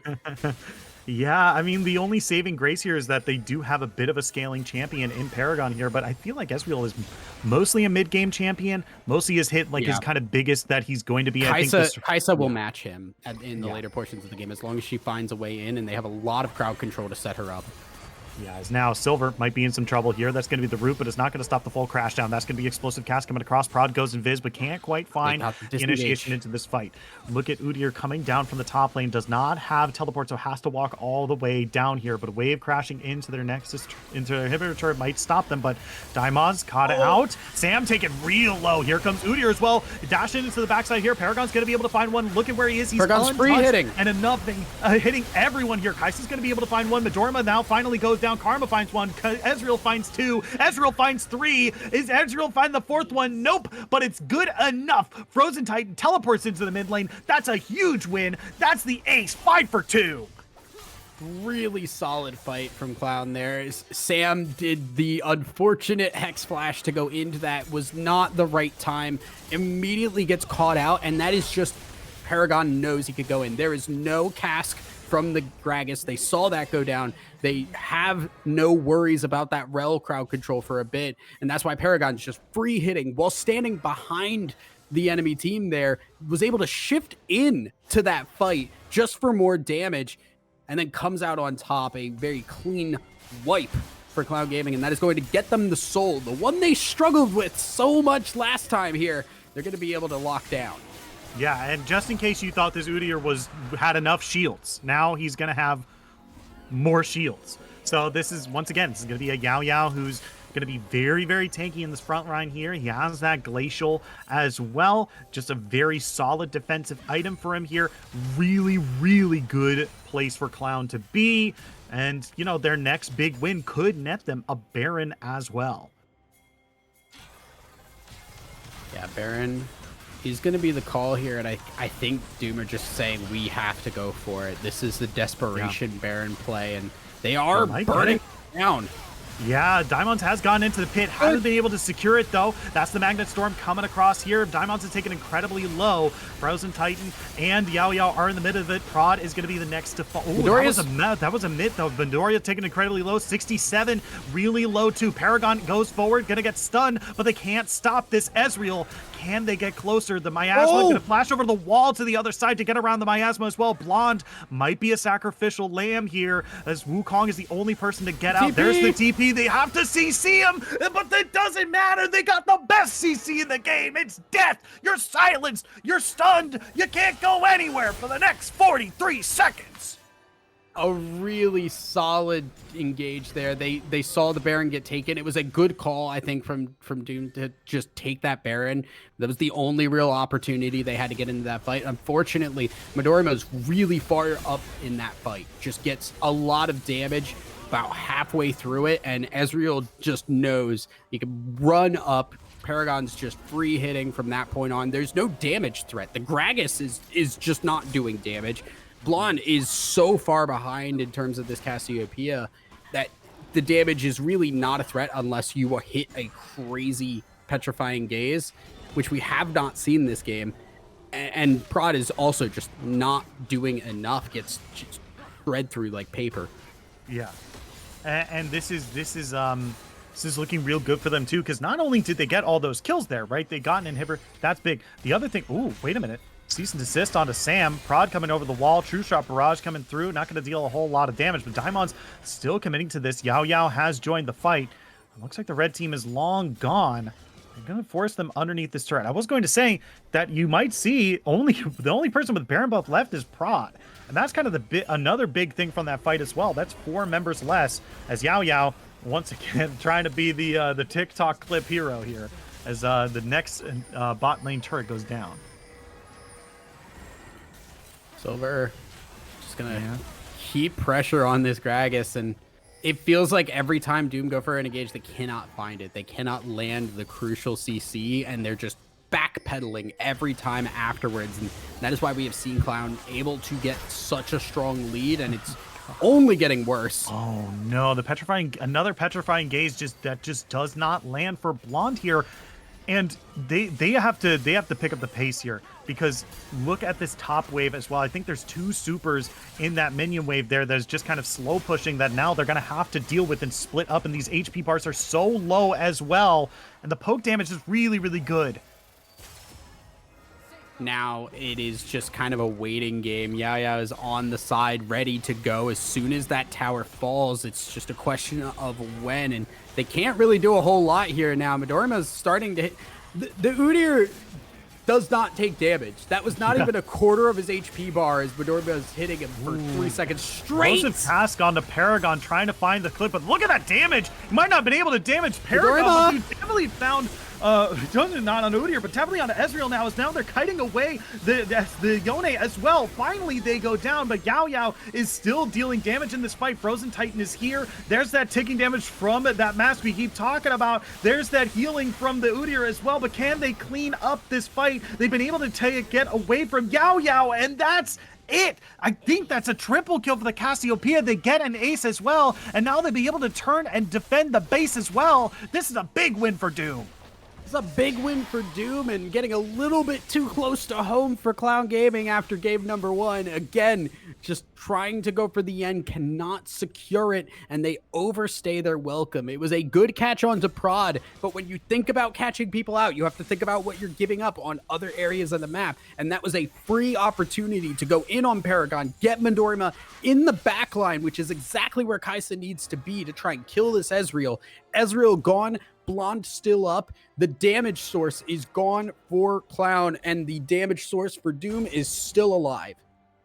Yeah, this is such a big it's a big tempo blow as well because they had a lot of pressure kind of built up in that base as well. They had two waves of supers pushing. They had the top lane that constantly needed to be answered. You know, a Nexus turret that nearly fell, and now they basically have to reset that whole pressure because an inhibitor in the mid lane has respawned here, and now they kind of have to force a fight around this Elder that's up in 30 seconds.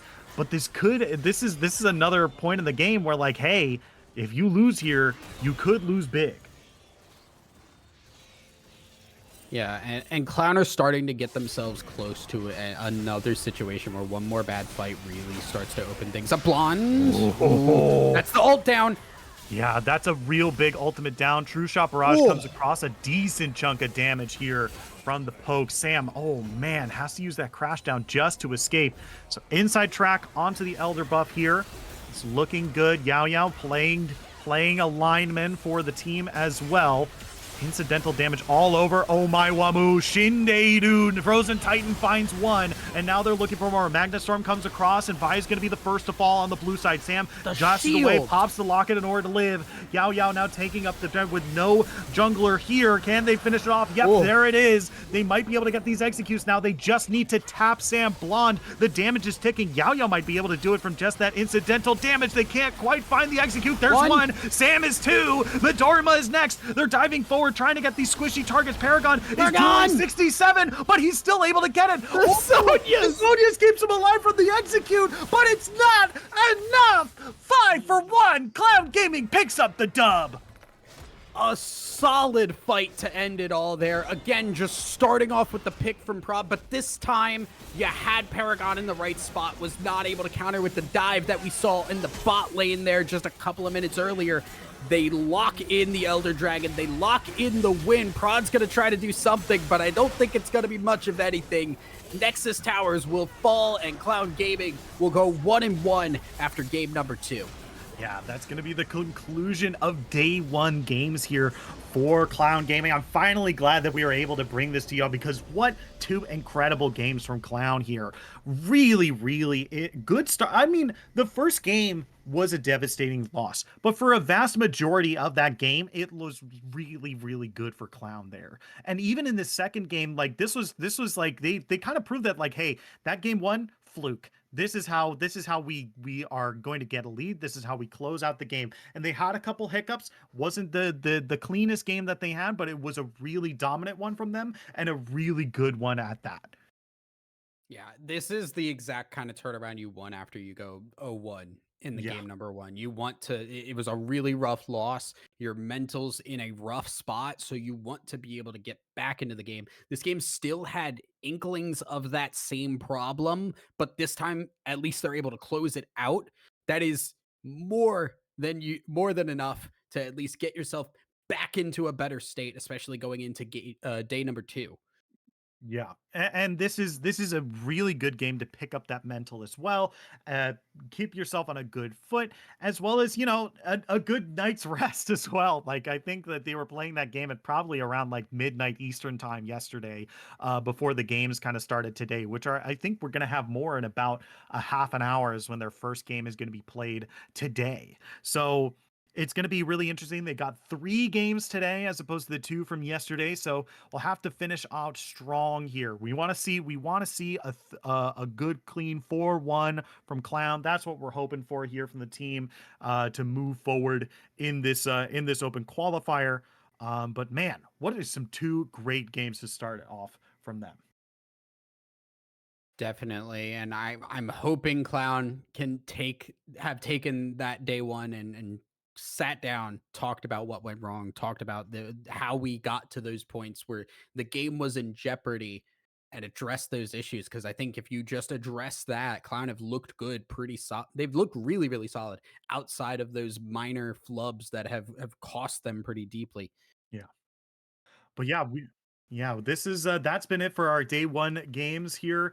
I believe we're gonna have more games to come in just a little bit where we're gonna take an extended break. We're probably gonna turn the stream off for just a little bit, and when we're back on live later, we're gonna have more clown gaming matches from the OQ. Don't go if you want to keep here, just keep this tab open, and we'll be back in a few hours with some more League of Legends action here from Clown Gaming. We'll see you at the next match.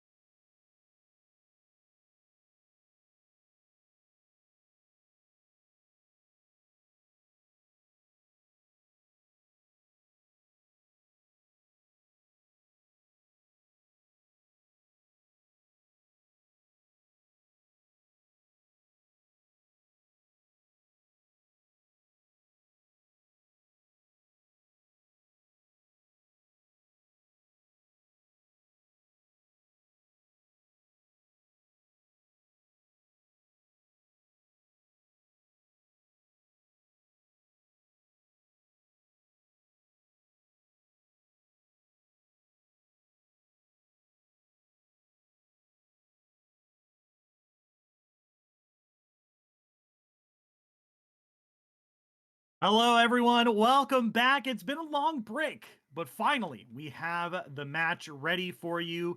This is day two. Finally, we're over to day two of the NACL You have a good OQ for sleep, Clown. Shikari? Yeah, I had a real good nap. I had a super good nap. We introduced our producer to Katamari, which is great. In our sleep. Yeah, yeah, that's a continuation. This we're carrying over the storyline from game number two. But yeah, we're ready to go. I'm super excited because this is something I've learned. This is Clown Gaming's ACL team. Wang's Revenge is going up against Clown Gaming. And so I just assume that this game is going to be nothing but shit talking back and forth between these two teams. I would not be surprised in the slightest. I'm sure there's gonna be a little bit of fun, a little bit of smack talk. Whoever wins Mhm. this will hold it above the other team's head, as they absolutely should. Yeah. But we are through our bands here. Volibear did get through. That Udyr that we saw Yao Yao on as well is in here. So I think I'm looking at it. Karma is up. That's gonna get picked Yeah. up. We also, again, that Volibear is a very strong champion. If that is in the wheelhouse for Wang's Revenge, that could be a possibility here. But they're just locking in the Kaisa here, which is a bit of a comfort pick for Deathwalker. But we saw it once again. It's another the Nautilus as well. Which okay, The Cerulean does play that classic. champion. Yeah, this is just the classic bot lane right here. Nautilus Kaisa, really strong. But Clown is answering it with a bit of a classic of their own. They're just like, hey, like we got a fat dub in the last game with this bot lane. Let's run it back. Yeah. So obviously, we did see the Kaisa do, some things in that last game. So one of the things that we did have to keep our eyes on was just how fed that Kaisa got early. And this is outside of the Nautilus, the same lane matchup. And Nautilus is not a horribly different champion than the Alistar was in the Yeah. previous game. So all in all, things should be about the same. We also have that Vi again, so it looks like Cloud Gaming are going for that same kind of composition. That I expect, Yone Udyr to be on their pick list if they do get through the bans. Yeah. Another thing I kind of want to point out here, this way, I don't know how much of a gauntlet throwdown this is, but Debonair has locked in Azir, and Titan's most played champion this season is Is Azir. Azir. Yeah, it's Yeah. Azir. This might be a gauntlet throwdown by Debonair here, who has already in between games been like, "Hey, can y'all like glaze me up on stream just like a little Yeah, yeah. bit? Like I'm You like guys like really just good. I just want yeah. everyone to know like how good I am." And and so I this believe so. Now that we have done that, I believe the deal was that they had to lose now. So that deal is struck. We have shaken virtual hands on this, and I do Wang. We do need to hear back from that. Yeah, we're gonna have to be like, hey, you guys, we did the thing. Please go back in time and definitely lose the game, Hundo P. But yeah, I mean, ooh, wait a minute. We have a little bit of a toss up here because now with this Braum Is lock in, this Karma does mean mid? that Silver is going to be playing Braum, and we're probably going to see a Karma mid. This is a switch up for sure, and it does mean that there's a little bit more protection in terms of just frontline here for the Ezreal. I don't know if it's as much they need it. Now, it does, I believe, block the depth charge, which is a Mhm. pretty crucial one. So I do see the reasoning for this swap up, but it does feel a little weird when it's like, oh yeah, we had Karma Ezreal, and that really stomped that lane. This time around, it'll be a little bit less poke, be a little bit more of the back and forth. The Olaf lock in for Yao Yao. That is another champion that he's been playing the hell out of in solo queue. And it is just very similar to that Udyr where you get ahead, there is absolutely no stopping you, but it is going into that wall of the Renekton. So that early game is going to be very spicy.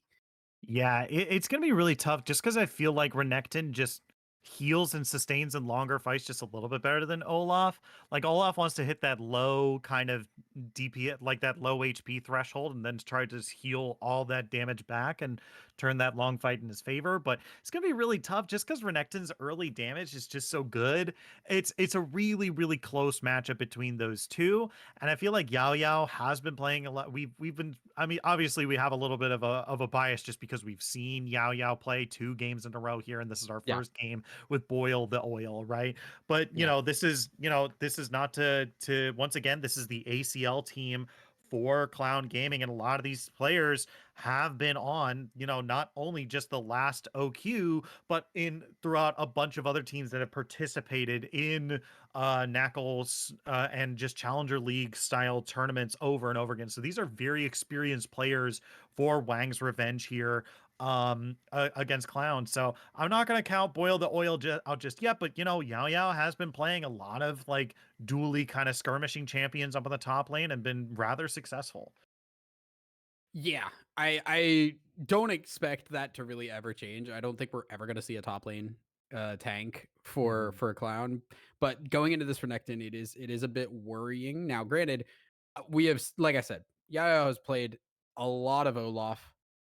We do see that there is not a lot of Renekton on Boyle. It is usually the Cassante, it is the Udyr, it is the Set. Not a lot of the Renekton, which is a much just really strong in your face play style compared to the other three. Their Set being the closest, but even still a little bit different. So we'll see exactly how that works out. Can Yao Yao, take over that top lane, or is it going to be a bit of a problem? Because whichever champion loses that is just kind of out of the game. Yeah, it is going to be very interesting to see for sure, but I think we're ready to hop into the rift here for this match here. I was going to say game number 1, but these are best of ones here. So, they got to get it in one. Let's see if they're able to do it and bring Clown Gaming over to 2-1 here. I mean, I guess either way, right? I think either way Clown Gaming wins, right? So I guess we're going to get it here. Here Like we are. technically, but it depends where the number is going to go on the record at the end of the day. So that Yeah. one's the really important one. Mhm. So here we are, game number 1. We have a we have a Doran's Blade start rather for the Ezreal here, not the tier start. So we're going to see a little bit more aggression in these first couple of levels. Probably standard par for the course, and a 5-point start for both teams as well. Oh no, I was What dreading weird. this. His in-game name Oh, is got you. Yeah. AssBlaster79. I was I'm so just I'm gonna stick with Blaster. I'm gonna yeah. stick with Blaster on that one. I was like, it'd be really great if it was just Cerulean. That'd be so dope. That'd be the coolest. That'd just be the greatest. No, it's Ass Blaster 79. Hooray. Got Ass Blaster and Deathwalker in the bot lane. What a time to be alive. Guys, if Incredible you name. yeah. Let me be clear. Incredible name. That's really funny. It's also funny that like their handle is Ass Blaster 79 and then their tag is Blast in all capital letters. Yeah. Hilarious, right? That However, gives the please have mercy on me, the caster yeah. that needs to say your name out loud. It also gives the impression that there was also an Ass Blaster 79 already picked because it's not the NA1. It's Yeah. not the Oh. default tag. So the fact that that one was taken already, wild. Wild. But yeah, we have kind of mirrored starts for the junglers as well. Both are going to be going down towards this bottom lane as well. So we're going to probably see some action from these junglers rather early on in this bottom half. Oh my gosh, that happened. Yeah, we'll see. It's interesting to see that Vi really wants to go to this bottom lane because at least is pathing down towards that, because generally when you see Ezreal Braum, that's not a lane you want to gank for. Maybe it is expecting the Rek'Sai to want to go to that bot side, knowing you have the Nautilus and the Kai'Sa, but kind of leaves things up in the air. Meanwhile, Rek'Sai going up towards that top lane, trying to really influence. Ooh, we have a bit of a hook. Shouldn't be a lot of damage. Yeah, But just a little bit of trade back and forth. Yeah. the fact that we have Rek'Sai going to that really influential top side can be a problem if Olaf is pushed up. Rek'Sai gets up there and just has a bit of a time up against that Olaf.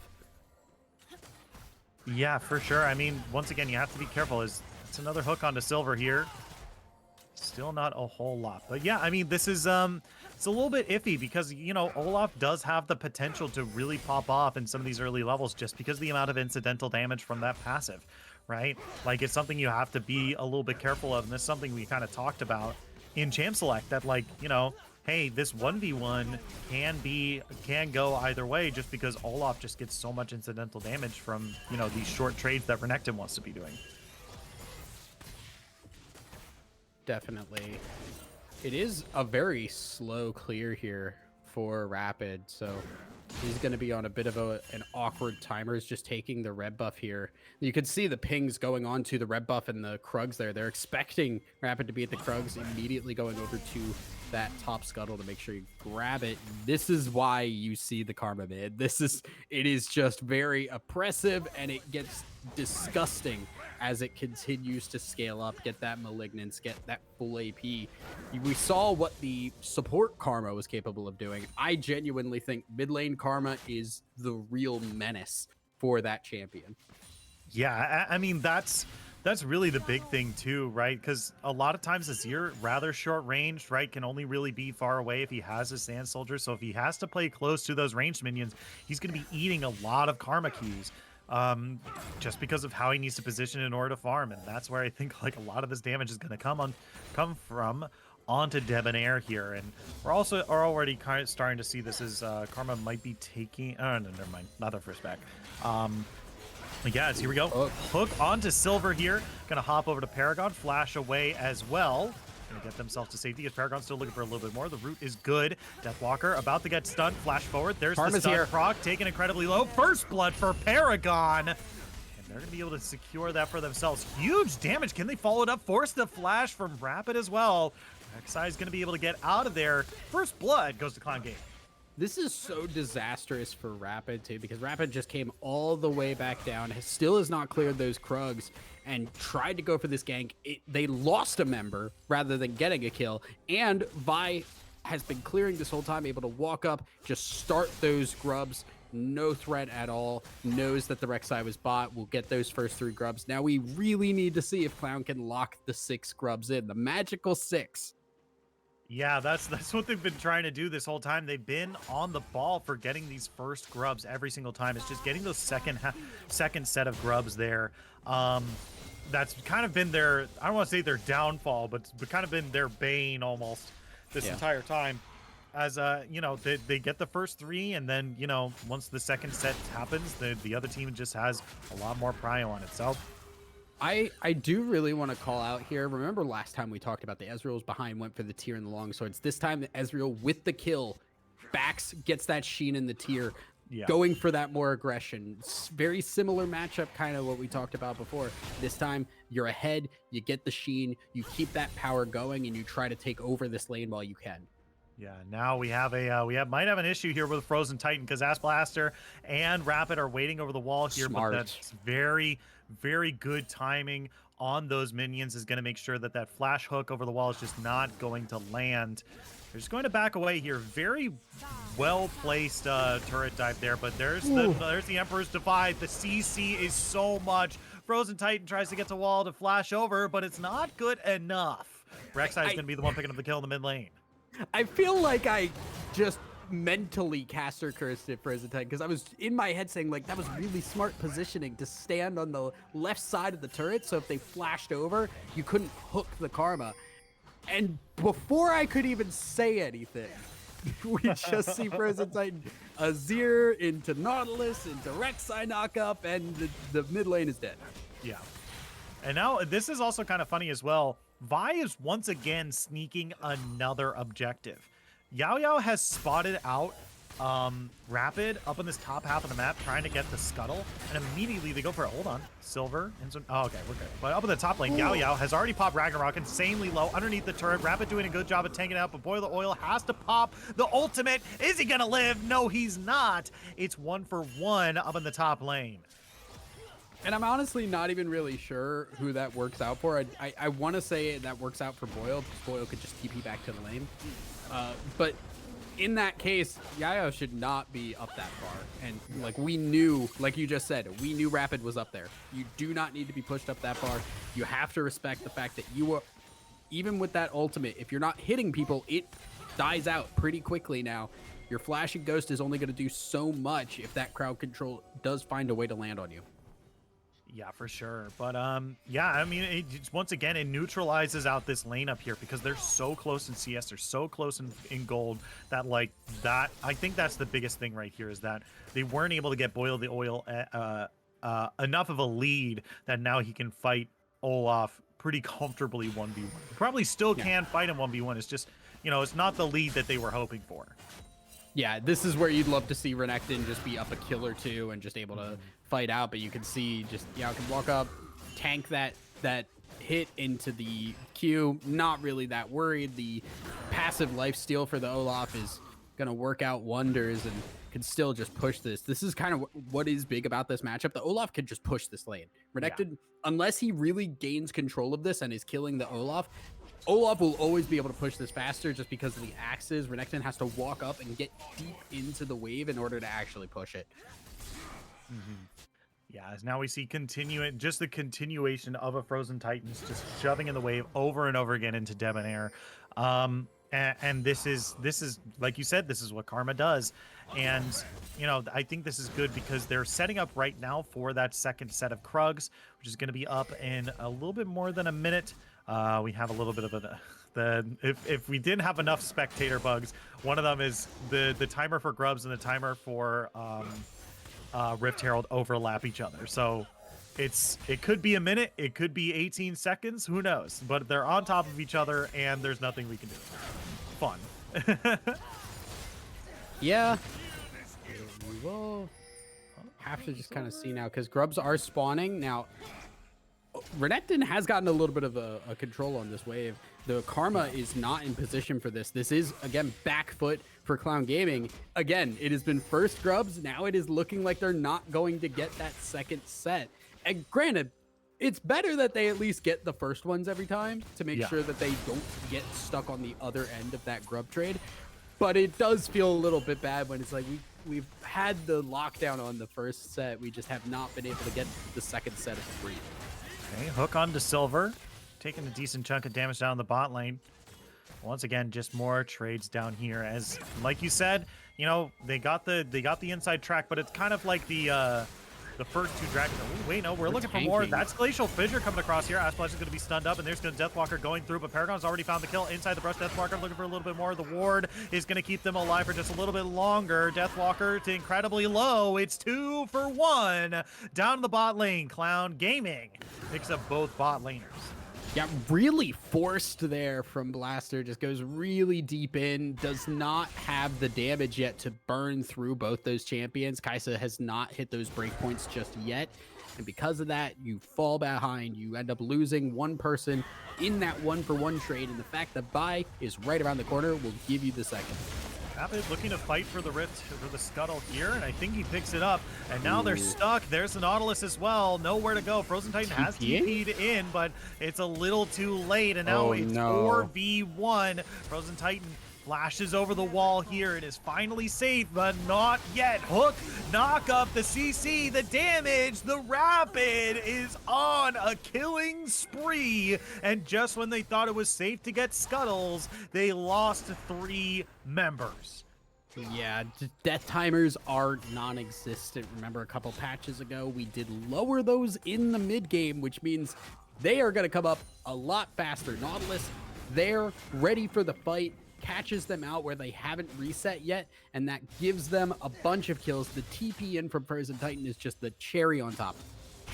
Yeah, really, really good job from them there. Very well played as Wang puts themselves at a nice 1.3 thousand gold lead in the 1.3 thousand gold in the lead here at about 12 minutes. It's a nice spot to be, especially with Kai'Sa already kind of cashing in on the tier, rushing that Mana Mune there, can give themselves a lot more attack stats as they continue to cast spells. So that's real nice for them as well. Strikebreaker finished for the Rek'Sai, and Sundered Sky finished for the Renekton, as well as a Man, Leandries. I don't know why I was blanking on that one after we had that whole Udyr game. But yeah, Azir also having that. There's the hook. Silver hook in here. This might be the fight. Ice Blaster already has one stack of that passive here, but not really full commission just yet. Both kind of fighting along the edges here. True Shot Barrage comes across, only deals a little bit of damage to Ass Blaster. There's Rapid still standing inside. There's the hook onto Silver. Good knockup. Comes across, couldn't find the knockup on a Paragon, but there's the Shurima shuffle onto the backside here. And that Paragon goes down. Vi is going to be able to find the second kill here as they're all trapped in here with Renekton, but the blue team is still able to find kills. The damage isn't good, even though the AoE is hitting the whole team. Triple kill for Diamonds. They finish off the Ocean Drake, and what started off as a travesty turns into a big win for Clown Gaming.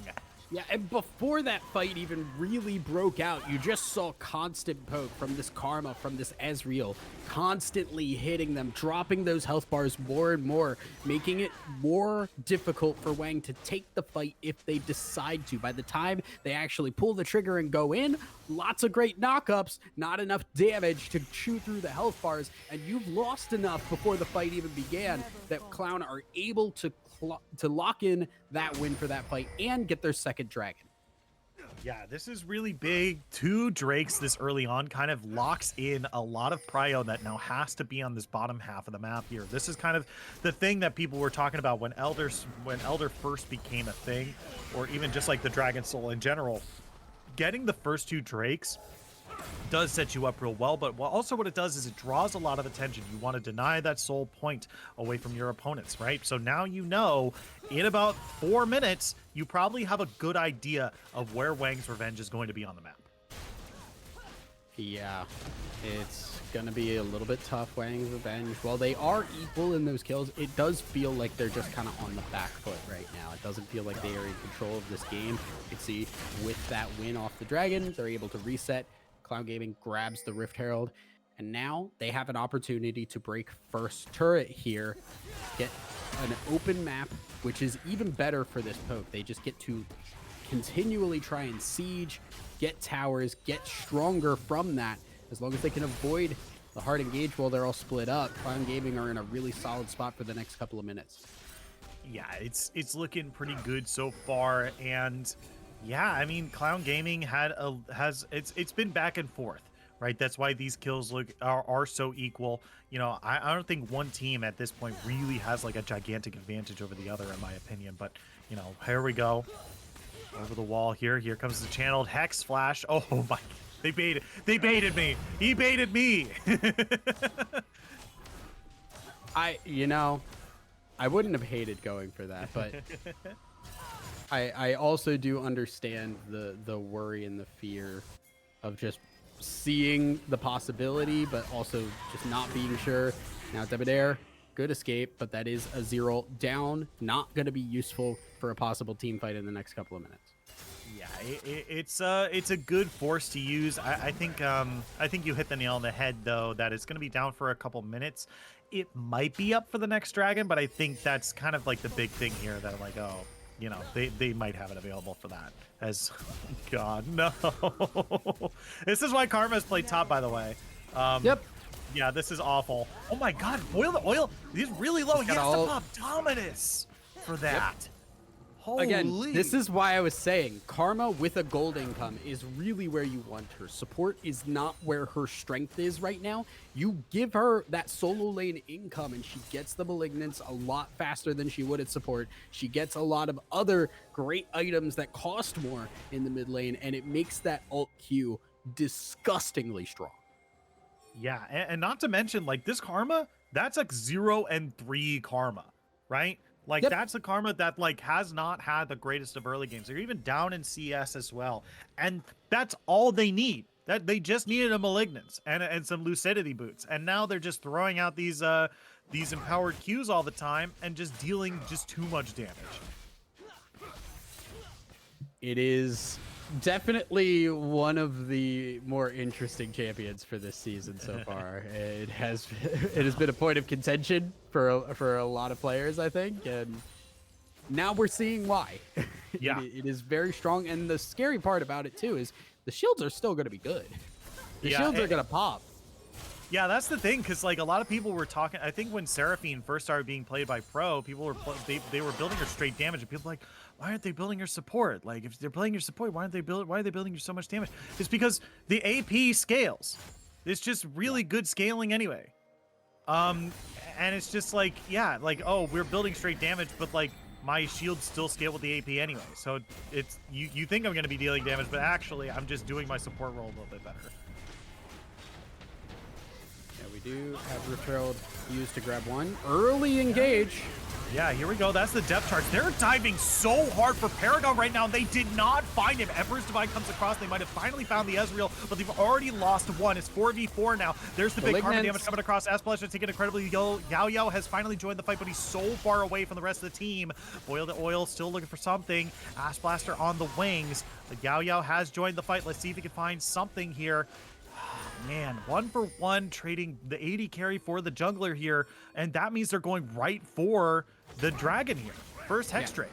When you look at who dies there, at least from a carry standpoint, you would rather trade your jungler for the 80 carry. But with Dragon up and the fact that so much was used, that was a perfect engage.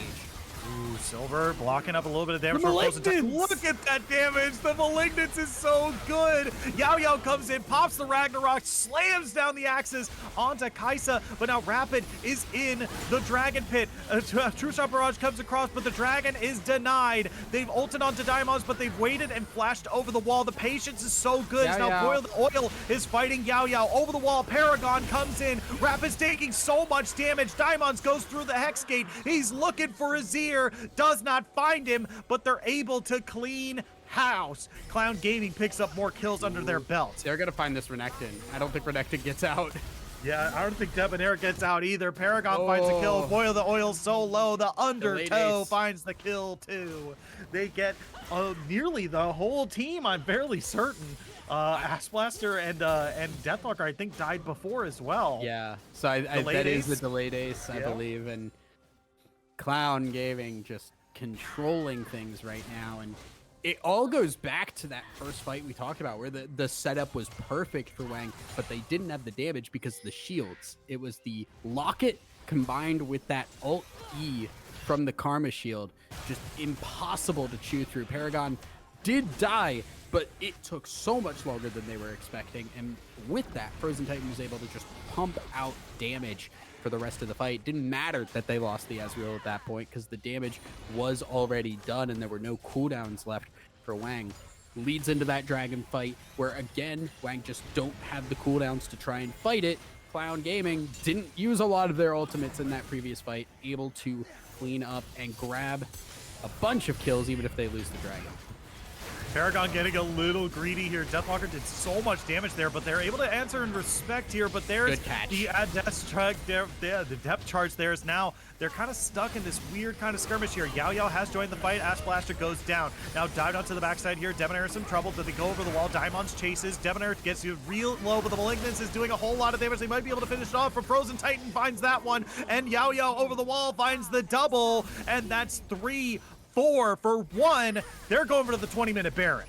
Paragon is dying every fight, but Paragon is winning every fight at the same time. It's just like, yeah, you killed the Ezreal, but what's it matter at this point? You've already lost 4 people. You now just have that Rek'Sai, and Silver's just going to hold off Rapid. Going to have to blind guess on this one, and I don't even know if he's going to go for it. He's been able to steal objectives in the past. Ooh, I thought I saw a smite. Okay, there it is. All right. Blue team secures it. They're able to pick up the big purple worm. I was going to say that the Paragon right now is experiencing Soraka gaming. All right? This is the Soraka experience. Everyone focus the Soraka. If we kill the Soraka, they can't heal up the team. Right? Get them killed. But while you're killing the Soraka, you're dying to the rest of her team. Right? That's what's happening. As we stop playing Ezreal, you are now playing Soraka. Congratulations. Welcome to the support role. Yeah, and I mean, you can see it now. Ezreal starting to get some of those defensive items, which we haven't touched on this. This is also defensive items on the Azir. Yeah. As well. It is the Frozen Heart. Really stretching the whole, oh yeah, cooldown reduction gives me additional attack speed. I mean, okay. Yeah, the real answer is that Frozen Heart is just a crazy strong item, especially for how much it costs for the spike that it gives you, which is why it's like, okay, I need a defensive item. Frozen Heart is the best option here. Now, granted, the Karma is still doing work. Frozen Heart not helping a lot with that one. Yeah, it's doing so much damage. Watch this. Boil the oil on the backside here. And still hasn't found Paragon yet. The stun has not come down. No. They kite him out so hard. They died for the depth charge too. They still can't find Paragon. He's over 80% HP, and they lost 2 members trying to catch him. And now they're just pushing down the mid lane. It has not worked the last 3 fights, but it's the only strategy that Wang have, because no matter what they do, their team just has to find the angle. They have to find an opportunity to make a pick. Cloud Gaming are just not giving it. Yeah, they're playing this so incredibly well, and they've got the Baron buff. They might be able to push for more, but it looks like it's just the reset here. They have Dragon spawning in about 30 seconds, which will be the next best objective for them to fight for, and maybe pull Wang into a fight against them here. This is growth! We're not seeing them try to push an end. They're just backing, getting set up for the Dragon. This is what we wanted to see today. Yeah, this is some real good play out of Cloud Gaming today. This is a stark difference. Like, if we're looking at game 1 from yesterday versus game 1 from today, this is a big difference here. Sure, it was back and forth at the beginning like we've kind of seen before, but this is a vast change. And now, here's the 3rd Drake. Hextech Drake is up. No big contest from Wang here, so this is going to be a pretty easy pickup for Cloud Gaming. Yeah. It'll be another Dragon. It is so rapid, getting caught out, and Rek'Sai is kind of starting to fall off. Where you see Rek'Sai strong, it's that early to mid game. Rek'Sai does not do the same kind of stuff in the late game, and Olaf will always be that 1v1 legend, and it's going to be another tower down. They're going to actually just go on Boil. Yeah, there we go. Cease and desist on a Boil the Oil. So much turret damage has already been taken, but now Silver underneath the turret throws up the shield, trying to block a little bit more damage. There's the Glacial Fissure. It's no use. They can't get on to Paragon. They can't get onto the team. They can't even fight back underneath the turret. You're so bad for that reference. I hate you for that one. Look, it only works because I know that Silver is a Sonic the Hedgehog fan. That's the only way. That's the only way that joke works. I am just wow. All right. I mean, like, again, it's just like, what do you do? How do you do anything? They're gonna hook Paragon, but I don't think it matters. Ooh, good knockup though. Ass Blaster taking incredibly low. Dabonair comes in for the side, looking for the Shurima Shovel. Gonna hit 4, but not gonna hit Paragon. They're still getting some good damage, but 2 members have fallen. Diamond's blocking the damage on a Paragon here. Good AoE damage from the Karma. The poke is still coming out real good, but these HP bars are not going down. Rapid has respawned. Rapid is looking for more. Frozen Titan trying to slow them down, but they have teleported onto the backside here. They're really looking for Paragon here. They're fighting Rapid, taking incredibly low. It's 5v3. Can they find something here? Karma finds 1. Can they find more? Ass Blaster taking incredibly low, but Frozen Titan does not get away from this. It's the clean ace. Nearly. It's 5 for 1, but look at the base. There's 3 sets of super minions in there. They've got to answer. They've got to stop it. They've got nothing else to do. I'm gonna be real honest with you. We are stretching the definition of clean ace, because Boyle dying like before all of that even started, like it got hectic, it got messy, and it's a little bit of the same thing again that we saw from Cloud before, just over indexing on that late game push, thinking they have more power there than they do, staying a little bit too far up. Paragon just has this issue of playing really far forward sometimes and getting caught out, and that does hurt things. I don't think it's going to matter in this game. Now, granted, I have thought that before, and it has been incredibly wrong, but I think Clouds still feel like they are definitively in control of this game and still have all the opportunities to close it out, especially considering this Ezreal is going to hit really hard at this point. You have Renekton and Rek'Sai on the other team, and those champions do not scale.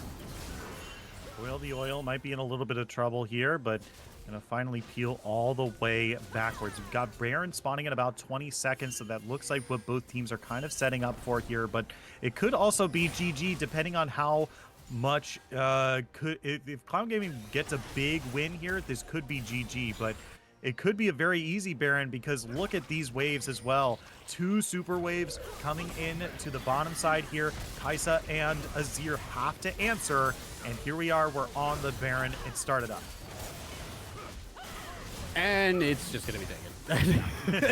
We built this up like, oh, this is the Baron. This is going to be it. And Ooh, yeah, where's it gonna go? Who's gonna get it? Oh, it could be anyone. When your Nexus is not half gonna- naked, like Yeah. you kind of have to stay back and take care of that. There's no opportunity to really deal with it. And yeah, there's no options here, Wang. I think just picking up whatever they can. Inhibitor has respawned in that mid lane, but likely to go down one more time. Kai'Sa's starting to hurt a little bit, but again, it is all on Wang to find the right pick. They have not been able to do so for the vast majority of this game. Yeah, and now Yao Yao up in this top lane here, trying to pull away some of the pressure away from the Paragon, away from that kind of cluster in the middle there. Back might be stopped. Okay, they're good. Nope. They're Audi 5000. And now the next objective is spawning on the map. We got about 30 seconds here, a little bit more than that, for the soul point, or just the Dragon Soul, the Hextech Soul, for Clown Gaming here, which I think Wang might look to contest. Hextech Drake is very, very powerful. As, ooh, Season to Sit. That's a really weird interaction. Ass Blaster finally able to get away from that. Daimos needs to queue forward a little bit more, but Rapid has already taken a little bit of damage. The Azir turret is up, and they're underneath it, but they're going to be able to find at least one as Rek'Sai goes down. Azir. A whole bunch of damage, but look at where Paragon is. He's dueling Debonair, but thanks to that Glacial Priest, we're about to stay alive for a little bit longer, but on the backside here, the blue team has just cleaned up Wang. There's nothing left. They've gone through the whole team. Now they're just going to clean up this turret, march down the mid lane. This just looks like GG. Yeah, Clown Gaming, if that fight was if Wang were any closer, I think that fight looks disastrous for Clown, but unfortunately for Wang, Clown are just way too strong. The stats too big. They cannot finish off those kills. The Renekton and Rek'Sai have fallen off, and it doesn't matter for Clown. They clean up the fight, they walk down the mid lane, and they take game number 3 to go 2-1. Yeah. And also, this is their fastest game. Like, we've seen a lot of these games for Clown Gaming go into the 30-plus minutes. Around 35 minutes has been their game time so far. But, you know, this is the fastest game that they've played so far, ending the game at around 29:45 so far. So this is looking pretty good for Clown going into day 2. What a great way to start off day number 2, going 2-1 now. This is looking pretty good for them. Yeah, and I do want to say, like, Clown Gaming's mistakes from day number 1 are lessened so far today. We did see a little bit of it with that top lane fight where they just kind of grouped up a little bit too much. But for the most part, we saw them actually disengage when they needed to, play a little bit safer, don't try and play loose and pick up extra kills and mess up your tempo. They're recognizing when they have to be back, when they have to set up for more objectives, and not over pushing the issue. Yeah, I mean, this was really good. A little bit more controlled when they were ahead, and I think that's the big thing too. Just really playing well from ahead and knowing not to push too far forward. They fixed up a lot of their issues, at least in this first game. They still have 2 more games to play. And if we are a Clown fan, it's looking pretty good start to the day. We might see a 4-1, who knows? All right, we are going to call it from there. Thanks so much. We're going to take just a quick break, and when we come back, we're going to get our next game. They're already midway through playing right now, hopefully, and we'll get the replay for their next game soon. If you want to stay tuned, and we'll see you at the next match.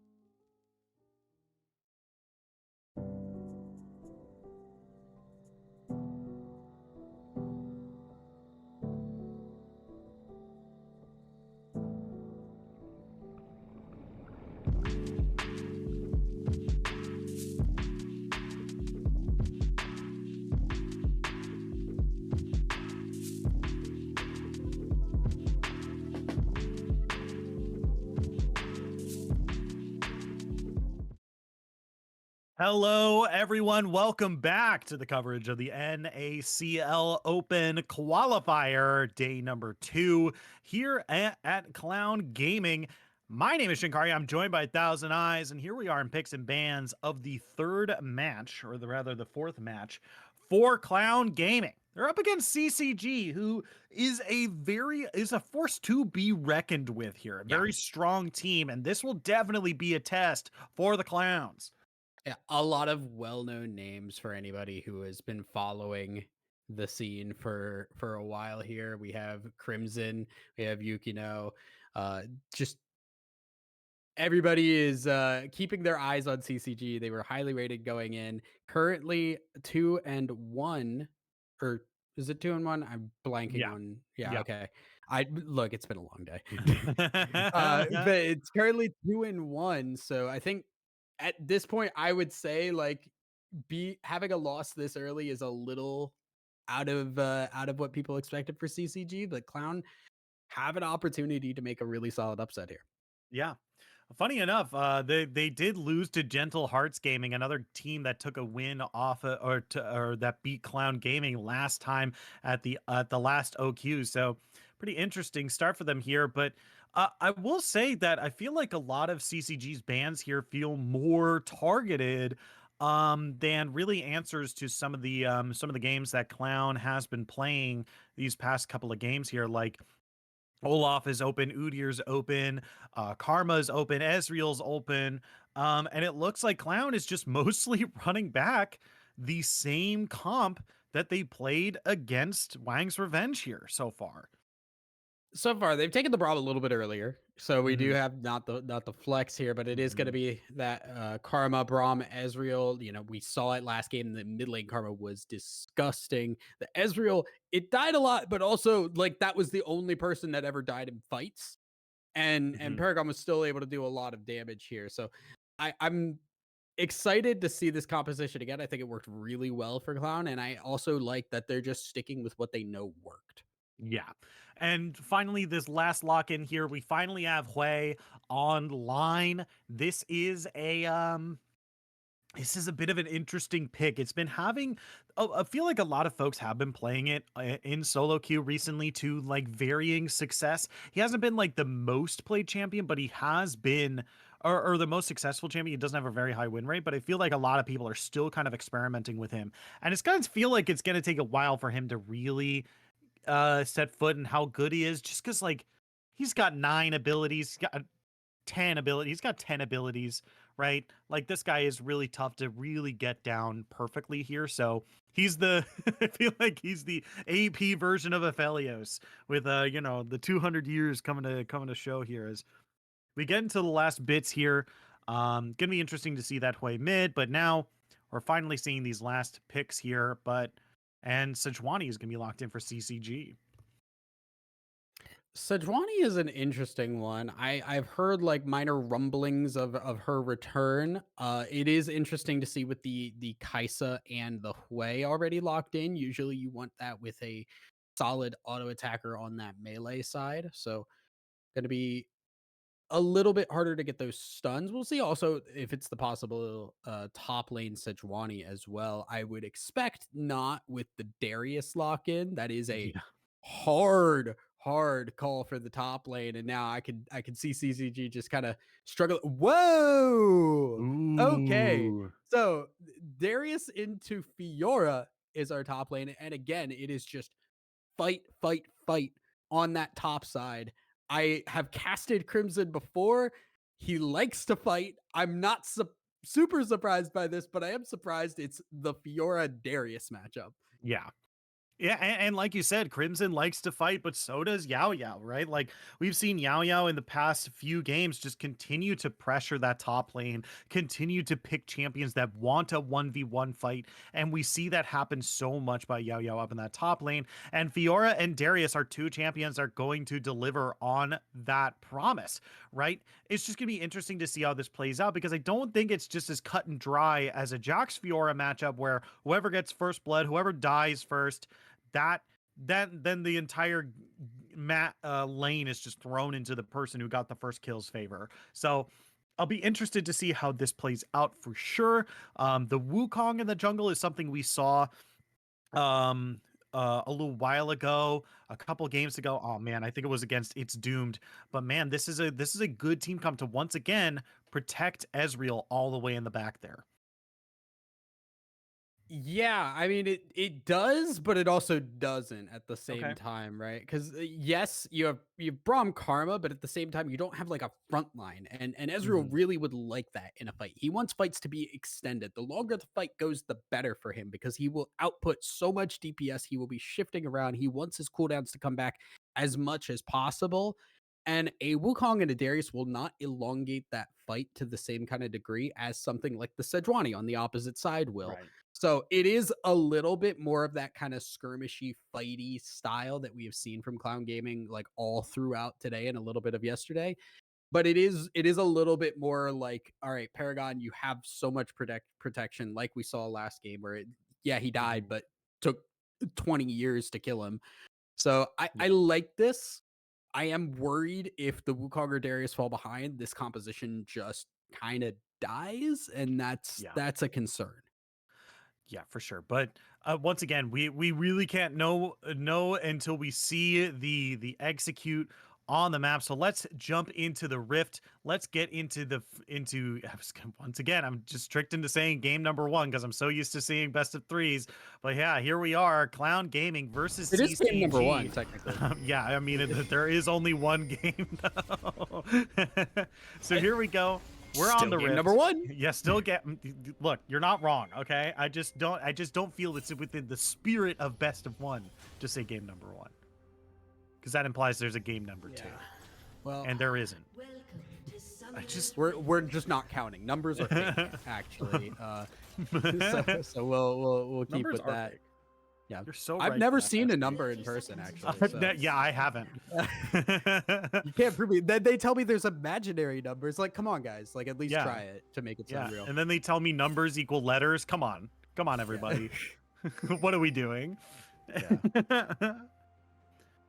We have an invade here, gets spotted out by the Kaisa, so this is going to be the immediate response. We already see Sejuani moving up and putting wards down in the enemy jungle here, so they're going to get a ward, I believe, onto the blue buff here.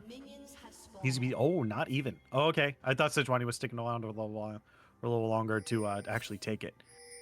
But Trevor Roy, here we go, looking for something. Jojo. I'm gonna be insufferable about that this whole game. Hooray. But yeah, rather standard starts so far here. Nothing super out of the ordinary. Wukong starting Raptors, that's normal. And Sejuani getting a leash on blue.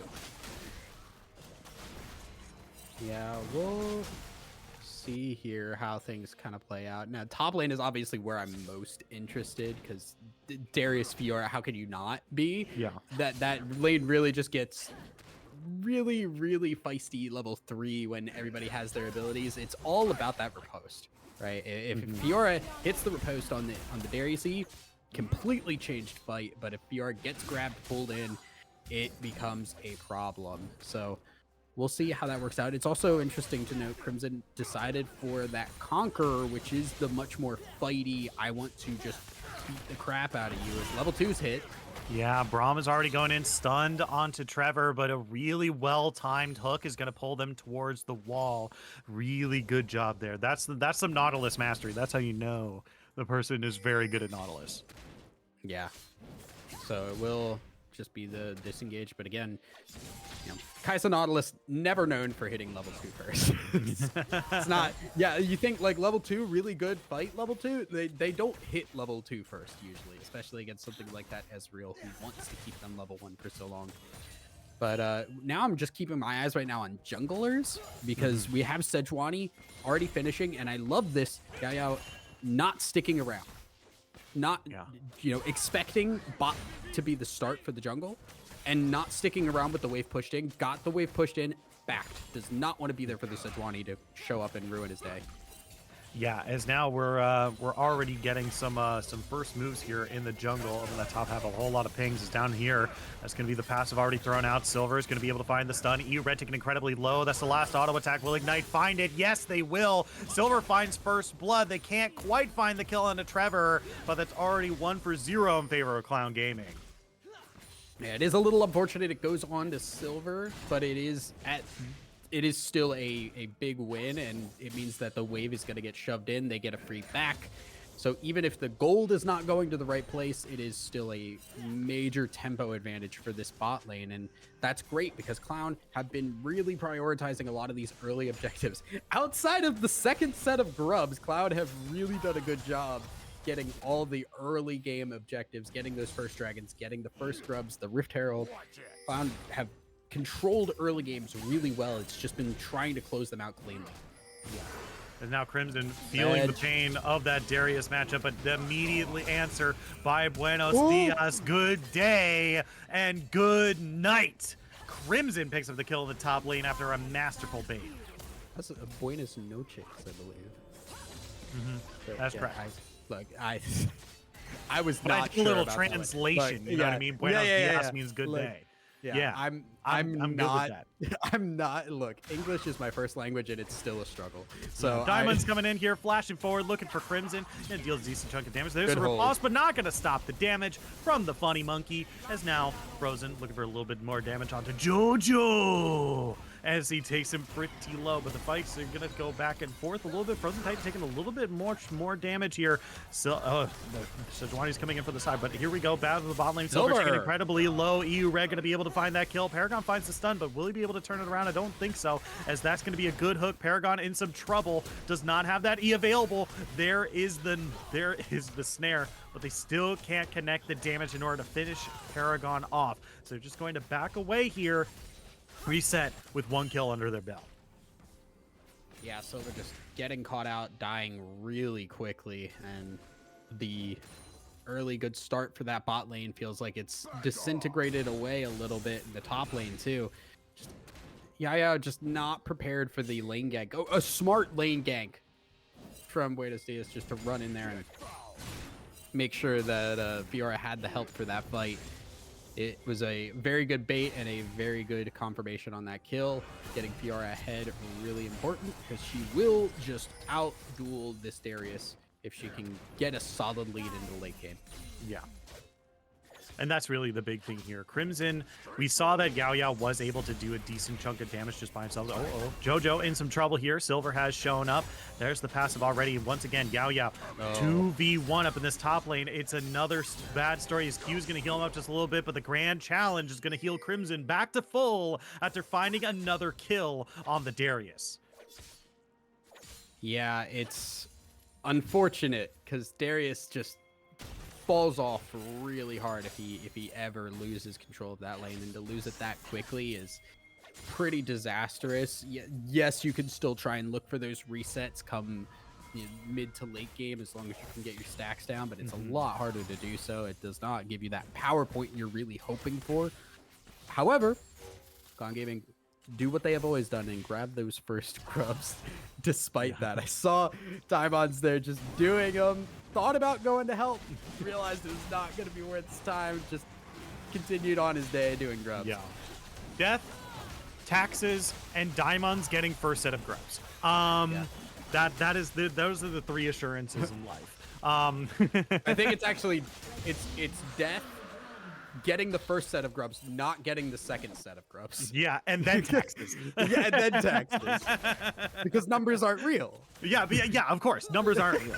So how can you get 6 grubs if numbers aren't real? That's the real question. If numbers are fake, how do you have 6 and grubs? second set of grubs? Whoa, that's the real question. We're asking the hard-hitting questions here on Clown Gaming, on the Clown Gaming stream, like for real. Oh my goodness. Here we go. We got Sejuani picking up her blue buff. We have we might see her path back up towards top. Like, a whole lot of attention has been set to Sejuani up there, and I think that's fine. Trevor and E-Red don't really need a whole lot of help down here. This lane is rather equal, and I think it's more important to shut down this Darius than it is to really catapult Kai'Sa forward. Yeah, 100%. Kai'Sa will non-interactive lane. Kai'Sa will hit what she needs to. If Darius is able to just 1v1 that lane in the early game, especially, just Fiora will struggle for a bit, and that's not what you want. You shut down Darius early, he is rarely a problem. So it will be a bit tough now for Yaya. But granted, this is not the first time we've seen Yaya down in a matchup. We saw Yaya on that Jax yesterday. Really struggled, but eventually hit that point where he was able to just control things. And they still ended up, I think, losing that game, but it was, a difficulty to deal with the Jax split push. And Darius, pretty capable of doing similar things. Yeah, for sure. I will say that Darius always feels like, to me, the champion that is one good team fight away from being an absolute menace. Yep. I feel like there's a lot of times where people are like, let's shut down the Darius. And then the Darius is shut down. And then he gets one team fight where he gets like 2 ultimate resets. And then you're just like, oh no. Oh no. And then Darius becomes an absolute problem. So that's all Yao Yao needs to do, is just wait to be a menace to society. As long as he can neutralize out this lane after all that, like, then this is probably a path forward that he can be successful. Definitely. Diamonds looking to perform a similar lane gank as Top had on that bottom side here, as Buenos Dias is caught out. Diamonds is spending a lot of time there, forcing it. Ooh, jump, Glacial Fissure, and the spin from Wukong as well. The depth charge comes across, and Trevor's going to be able to neutralize that damage. Frozen Titan takes a whole bunch, but doesn't fall in the mid lane. True Shot Barrage also fired off as well to maybe slow down the Nautilus back. But we do have a kill on the board for Wukong and a Frozen Titan. There's the bolas coming across. Buenos Dias still looking for a little bit more. The heal off the tether, and they can't quite find Frozen Titan. Beautiful, just like you said. Yeah, and that was beautiful. Beautiful dodging, beautiful engage on the bot side as well to get that kill onto the Kai'Sa. I also wanted to call out Jojo. Hit the ult tried to time the W to hit right after the ult ended, just hit a little bit too early. That W, the QW from Quay does execute damage. If that went in the correct order, the intended order there, that would have been a dead karma from the beginning. Yeah.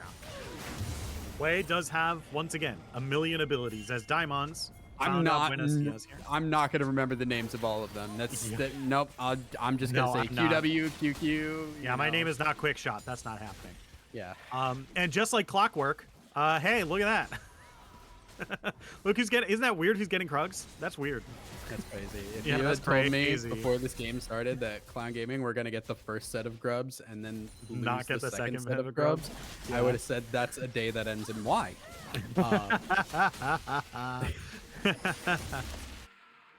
Yeah, I mean, there we go. Second set of grubs have been picked up here. Crubs, yeah. What would crubs be? I don't know. They'd be alligators. Frozen Titan here, getting the root, getting some. Oh wow, hello. Okay, yeah, JoJo's just half HP. No big deal.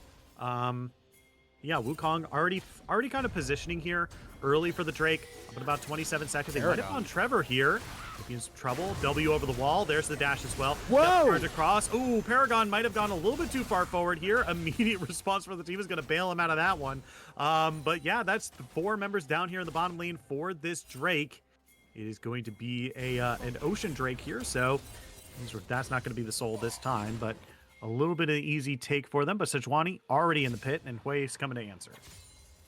Yeah, I don't think they can do a whole lot about this, though, without the support. Yeah, Ezreal's backing here. I panicked a little bit when I saw that.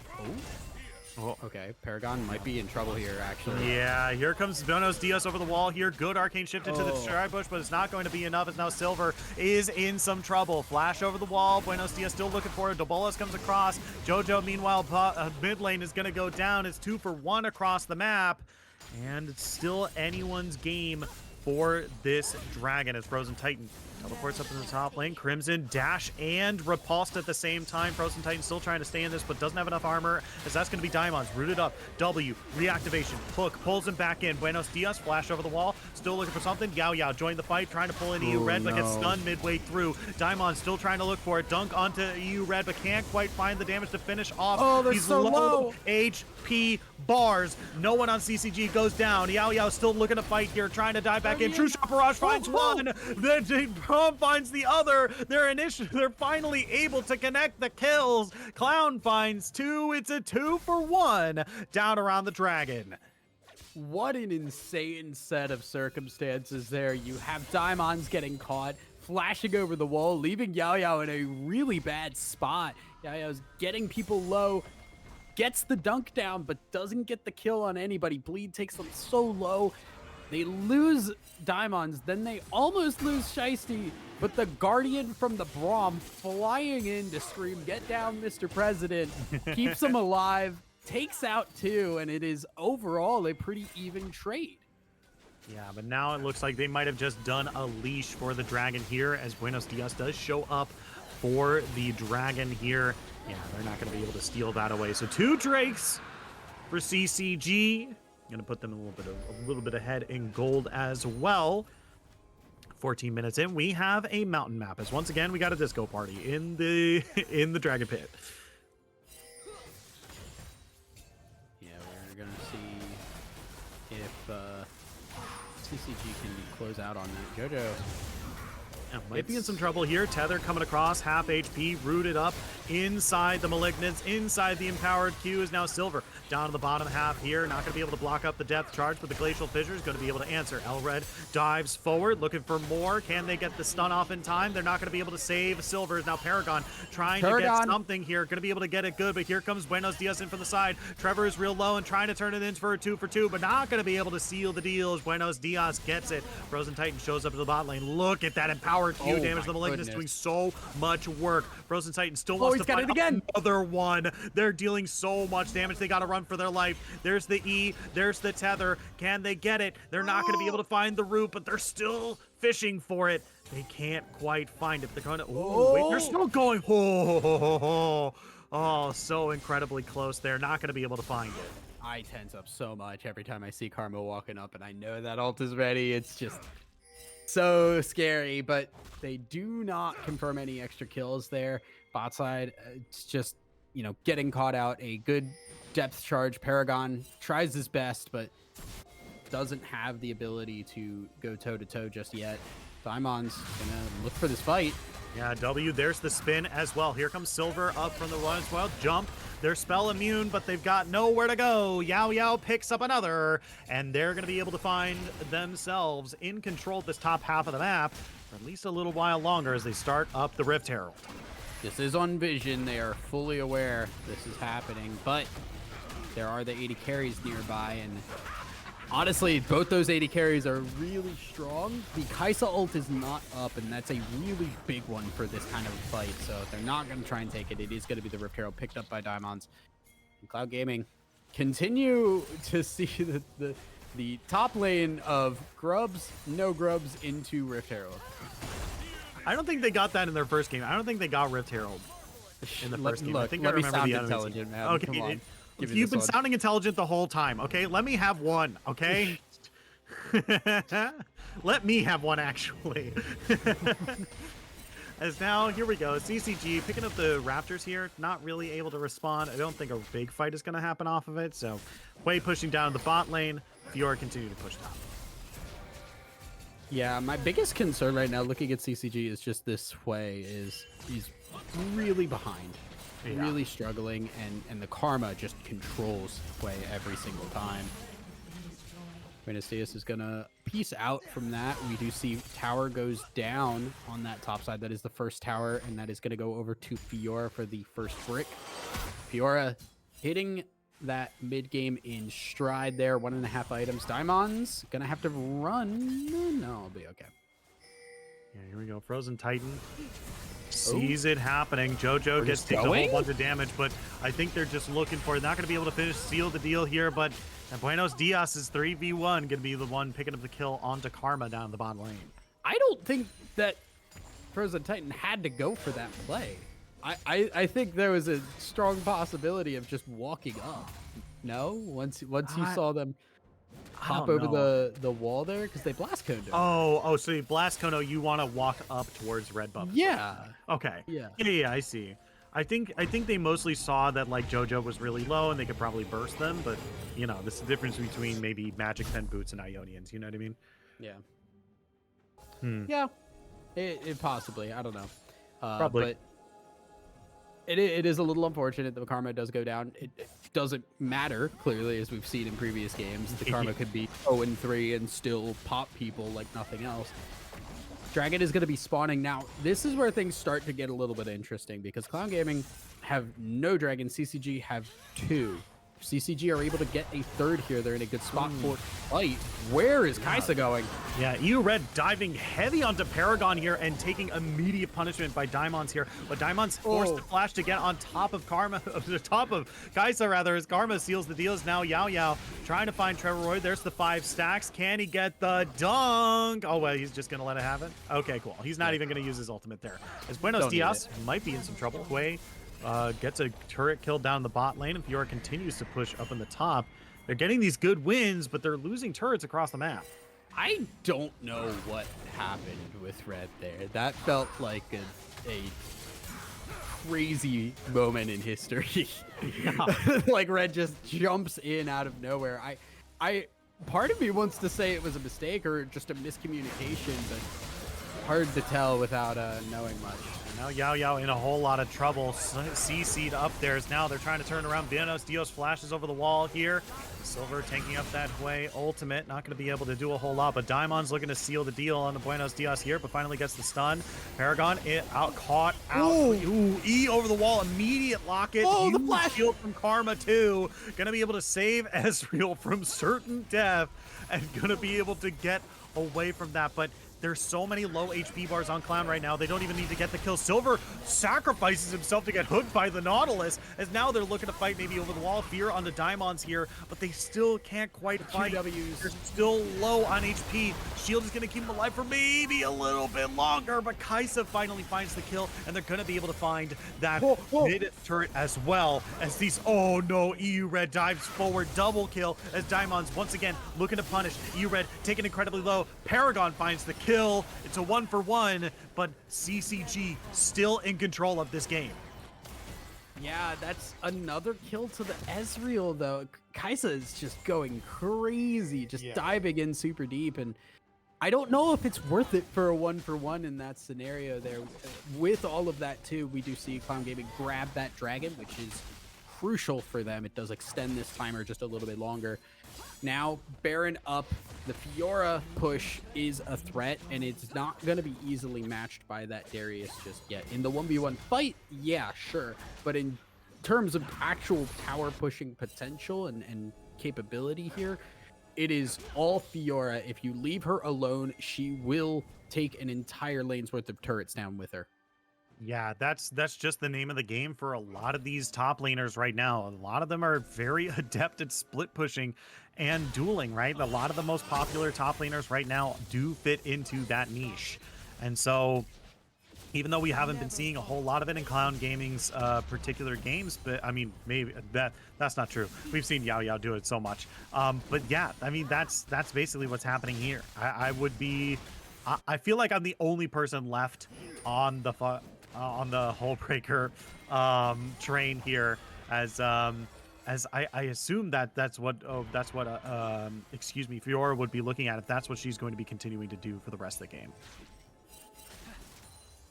Definitely, it's just going to be push time for her. Now, we're going to start to see what teams are prioritizing here, because now we're seeing third dragons come up, which you can trade a third dragon for a Baron possibility here, as Crimson, again, just kind of doing what we expect here, Fiora things.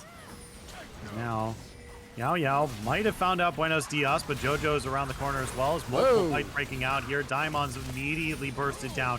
Yao Yao still looking for Buenos Dias here. The dunk is good, and the shutdown is even better. Frozen Titan, meanwhile, the bottom side here has to flash away from Crimson in order to live. It's a 1-for-1 across the map and a bunch of broken up team fights, but the rest of the team is making their way down here to try to scare CCG off of this bottom lane turret.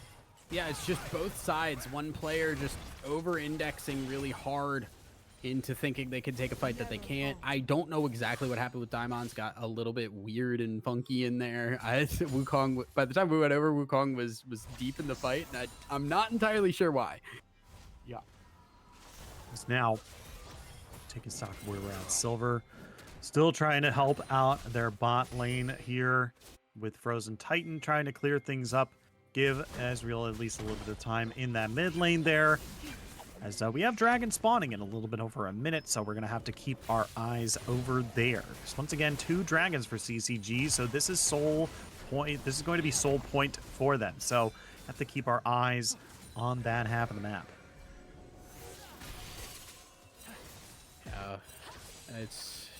It's a weird spot to be this late into the game and then no team on soul point. It's not like a hard objective that you really have to take. Obviously, if you do let CCG take it, it does put the timer on for CCG to be getting a soul. It is a mountain soul, which is a pretty good one, especially for that Sejuani, and especially just dealing with the poke here. It's just going to help a little bit more to negate that little bit of damage. But it doesn't feel like it's going to be a high priority for either team. Neither team is going to hard force this dragon crazy. Ooh, yikes. Frozen Titan's going to do their best to live there, but it's a 1-2 punch. Glacial Prison, a very good ability. As now Buenos Dias might be in trouble. Trevor is coming in from the side. JoJo ready to fight as well. Big Glacial Fissure is going to knock them into the air. That's going to be another good ultimate from the Nautilus, as well as Diamond still trying to kite backwards. Yao Yao nowhere to go as they're cut off by Buenos Dias, forcing the flash away, but still very low on HP. Not able to turn anything around. It's 2-0 in favor of CCG. Yeah, and that's with the Karma already dead there, and or dead again rather, and things just kind of falling apart a little bit. Just good picks from CCG, setting themselves up. Good use of the Sejuani ultimate. Good use of just catching people out, leading to a Baron, and that's a huge one because not only is the Baron being taken, but there's no answer for Clown Gaming. They're not taking the Dragon, so they can not only get the Baron, but also ability. Okay. Yeah. They have the possibility to just back here and run straight over to the Dragon and get their soul point anyway.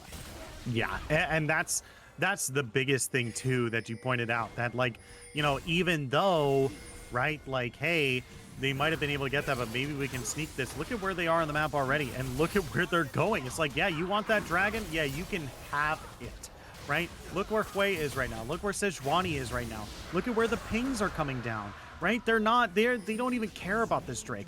Look at they are immediately prioritizing these turrets and getting some decent damage into, shoving in these waves super hard.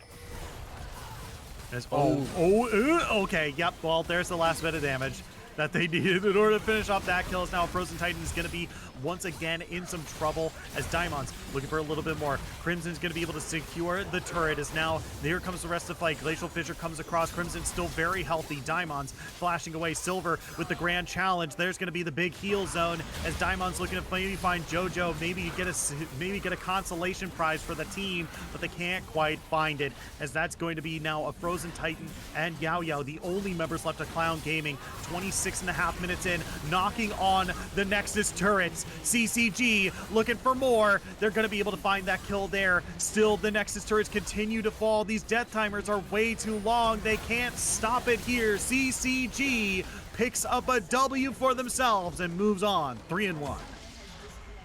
Yeah, and it's again just exemplifying Clown Gaming's just inherent issue that they have had, which is trying to close out games.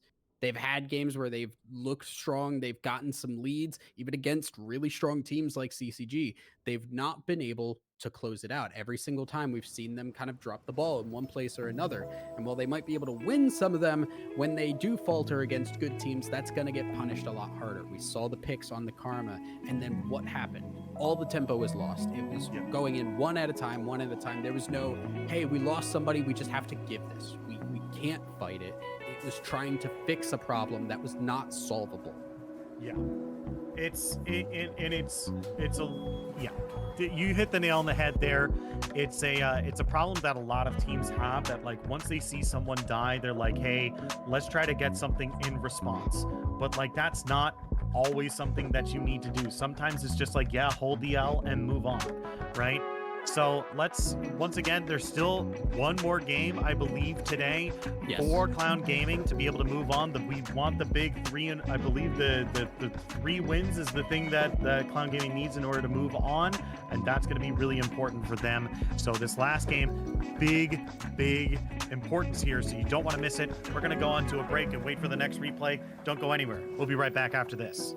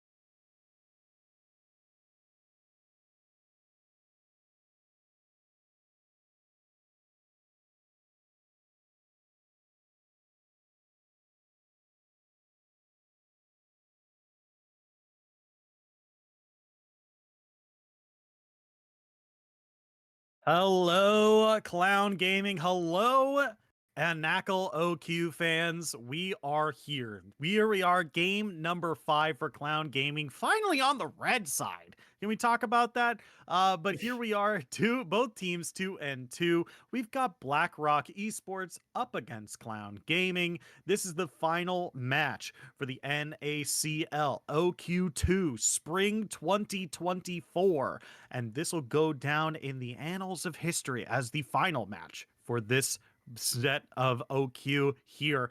Clown Gaming needs that last win, and let's see if they're going to be able to do it this time. Here we are on the Rift, or here we are, picks and bans. My name is Shinkari. I'm joined by Thousand Eyes. We're ready for this last game.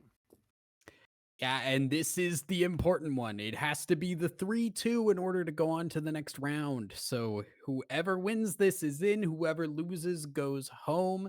It is all down to this.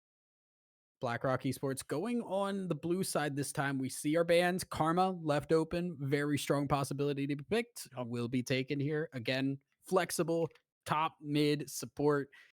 I want to see it mid because I think it's gross in the mid lane, but we'll see. The Agreed. Ashe is going to be the response here. I think they're expecting that Ezreal. They don't want to take the Ezreal without the Karma, I think.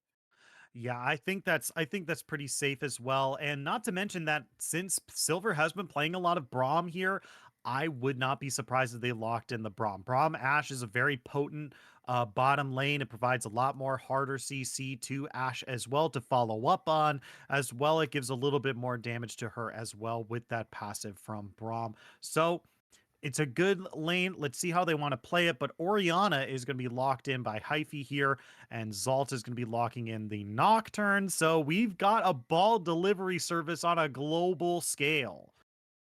Yeah, I look. Yes, but it's also a little bit sketch. It's look, I whenever I see a Nocturne as the ball delivery service, it's like I hope you get that off at the right time or you are going to sombrero really hard. The Yeah, Lilia is getting picked up for Cloud, which I love. I think Lilia's in a really good spot. I think it's just opens up a lot of opportunities. The Cassante is locked in. Last time we saw it on Titan, has the possibility of going topside, although I don't think Yao Yao is going to be playing Cassante. That doesn't feel like a Yao Yao champion, but I yeah. could be wrong. Yeah, I mean, it might be. Who knows? Lilia is technically a bruiser, so who knows? I just don't think she's very good at 1v1ing. So, yeah, I think Yao Yao might not be picking it as, Jax and Olaf are off the table. Darius is still available. We did see some success on that champion as well. There's still a lot of champions that Yao Yao can lock in here if they want to. I mean, the Udyr is still on the table as well if they want to go down that angle. Yeah, it is, but it would be a lot of AP at that point, right? Because your Yeah, only AD damage now that Seraphine is locked in, your only AD damage would be that Ashe, and yeah, that's a little scary. I do think Seraphine Ashe great lane combination, especially when you don't know what the bot lane is going to be. You could yeah. assume it's probably Karma and something else. It is going to be final pick on the AD carry, which is a bit of a wild one. Yeah, and I do also like that we're kind of like, oh yeah, Yao Yao could be picking anything at this point, even though Cassante is locked in. Frozen Titan played Cassante mid once, and it is throwing off our entire draft. Yeah, But yeah, I yeah. mean, it's still up in the air because I mean, also Seraphine can very realistically go mid if that's what they wanted to do, but Seraphine is going to be going into nope, it's Cassante mid lane for a Frozen Titan again, and it's going to be Renekton top lane for Yao Yao. So that's going to be pretty good here. Gnar is going to be the top laner for BlackRock here, and Sushi is going to be playing the Vayne.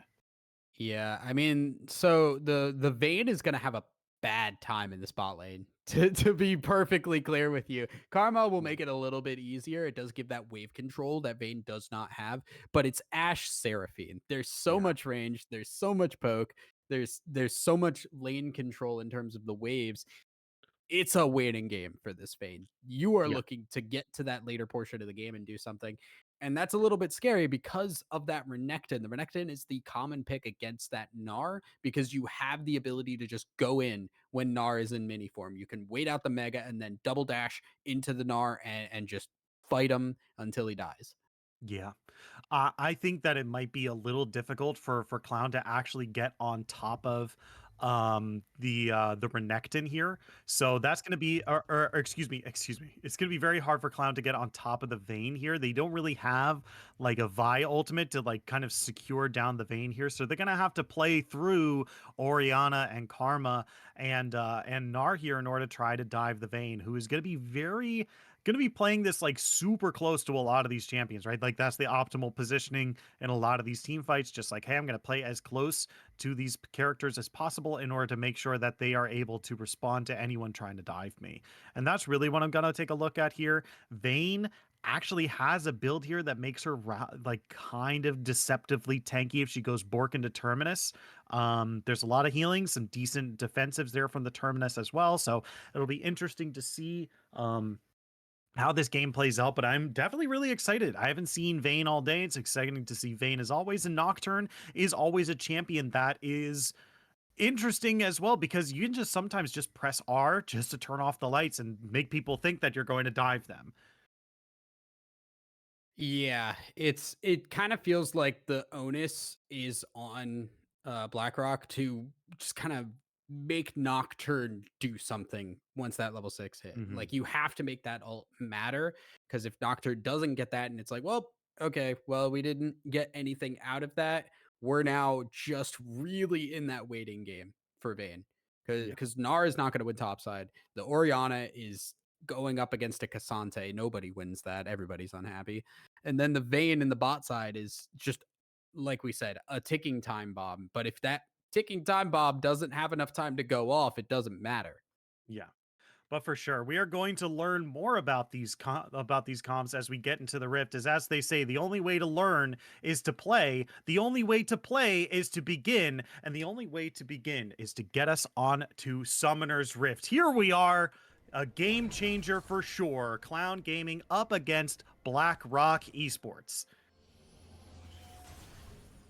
Yeah, and it's all down to this. I will have to see early game because early game is going to be incredibly important. The Lilia and Nocturne, they're mostly both farm to level 6 champions. Both of them have some gank capabilities, but I think the important thing is Lilia has the setup in most of these lanes. Cassante, Renekton, Ashe Seraphine, they can just hit some CC. Lilia follows up and things get easier from there. Nocturne does not have that same kind of luxury. So I think Clown want to get some early game pressure. They want to get that first scrubs. they want to get their dragons. They want to control these lanes and hopefully try to snowball so that by the time the Nocturne gets level 6, it doesn't matter. There's enough of a lead that he's not a threat. Yeah, and that's really the big thing here. I do want to also point out that that a little bit of a lesser extent here, BlackRock has placed my favorite ward and it's being removed. No! The KFC ward. The KFC ward has been destroyed. That's the KFC ward. That way you know whenever the jungler is going for chicken. But Yao Yao, wanting to 1v1 this whole time, is now meeting his match in a ranged top laner. Baby Gnar is going to be possibly the biggest nuisance that that Yao Yao has faced all day. It may be all weekend. Yeah. As we are seeing our bot lane fight going about as we expected. Now, the level 1 is great for Gnar. It's the level like 3 that Renekton is just like, all right, time's up. We're gonna throw down, buddy. Time's up. Let's do this. He throws the tiny Gnar around like a tiny stuffed animal. Leroy. I'm just imagining like Renekton grabbing him and then just like smashing him back and forth, and there's a squeaky noise coming out of Gnar. Dragon Ball. It's like Dragon Ball abridged. Just like every time they squeeze Goku, and just makes a squeaky noise. Why does everyone do that? That's my lungs cracking. Here we go. Frozen Titan. Lost a lot. Yeah, we've lost it a bit. Hey, everybody. What's going on? Hey, game number 5. Hey. It's I mean, this is a bit of a rough start across the board here for Clown. Is they're already falling behind in terms of CS, being shoved into their own waves, and even River to the Sea, that's based being in being in the bot lane here, Diamond's just not being able to just exist in their own jungle even at 3 minutes in. Yeah, and that's huge there. And that's the Karma doing work, right? We talked about Ashe Seraphine have a lot of wave control. Karma has the capability, especially with that comment, to really push waves. If you hit somebody inside their own wave, Comet will hit the minions and do damage to them, start to push them more. And that's how they got lane prio. That's how they were able to walk up. And that's really smart play. That's really coordinated play from BlackRock to call that out and just move up. Say, I need help. Push your lane now. So when I go up there, I can get up and take that blue buff. Yeah. And now Frozen Titan not having it once again, and not a good time here. Yao Yao looking for Decoy here, getting a decent chunk of damage. It has to be careful. Conqueror has proc, but Decoy is about to get that Mega Gnar here and might look to seal the deal. Yao. Not going to be able to heal off of those minions here, taken real low. But it looks like they're finally going to be able to get away as Decoy finally Mega Gnar. Yao Yao might be able to get in here for a melee fight here, but doesn't look like they're going to be able to do so anytime soon. Yeah. It feels like Renekton's just on an edge there, and there's the combo we were kind of expecting. Yeah, Sushi taking a decent chunk of damage here, but Paragon is rooted up. The empowered Q is going to deal a whole lot of damage back to Ashe here. Sushi does have that lethal tempo procced, and they're so incredibly close. So many low health bars across the map as a Frozen Titan is taken real low as well. Waiting in the wings, Nocturne is here. Paragon is really low. Here they come. Flash forward tether comes out on the Paragon. He's not going to spend any summoners here. He's just going to go down. First blood goes to Sushi. Yeah, and it was just a little bit too early to go for that all-in. I like the idea of it, but you've got to whittle them down a little bit more. The Ashe Seraphine is not about the all-in. It's about getting that damage down and then revisiting it when they're low enough health that you have that kill threat. A little bit early of an engage for a Clown, and that is why they lose that out, and that is why Vayne is now 1-0. Yeah, and now this is a bit of a problem here because I feel like all the time people talk about Vayne being a late game champion. She is, but a lot of times she can just get a lead, and because she scales so well off of attack speed, she just gets immediately very, very powerful and hard to stop. As oh no, I think the curse is broken. Clown is not getting all three of the first grubs. Oh no. Oh no, and it's broken in the worst way too. It's them not getting the first ones. That's a little worrying. Now Lilia does take grubs really, really solidly because she just has to have that AoE. That's really easy to hit on grubs specifically. However, with how much the push in onto the Renekton has been and how much the Cassante is getting shoved in, how poorly the bot lane has gone, Lilia has lost a lot of that pressure, and Nocturne got the first move. So things are feeling a little bit flipped right now from what we expected, and if BlackRock can keep that up, it's gonna get a little difficult for Clown Gaming going into the mid game. Yeah, especially with these just CS numbers even in their favor as well. They've evened out a little bit more here, but Cassante is still having some trouble in that mid lane against the Orianna. Once again, classic range versus melee matchup, and not even that Null Magic Mantle is doing enough work to keep a Frozen Titan in this lane, or at least relatively healthy. Yeah. I'm getting a little worried. There's like a pit of fear in me. It's obviously like we have not hit anything crazy yet, and now we have the all out. Okay, here we go. It goes all out, but taken really low here. Zalt might be able to turn this around. Does have that final Q available, but here comes River to the Sea in from the river here. Rest of the red team able to answer. Pocus is going to be in some trouble. Paragon turning this around. There's Lilia coming in. Paragon going to be able to find the kill. Frozen Titan comes right in, knocks Zalt back towards him. Still looking for the kill. There's the powered auto from Seraphine coming across, but they're not going to be able to find the kill there. They do have the inside track on to the dragon, but there's still the blue team waiting in the wings here, waiting to punish if they're not careful.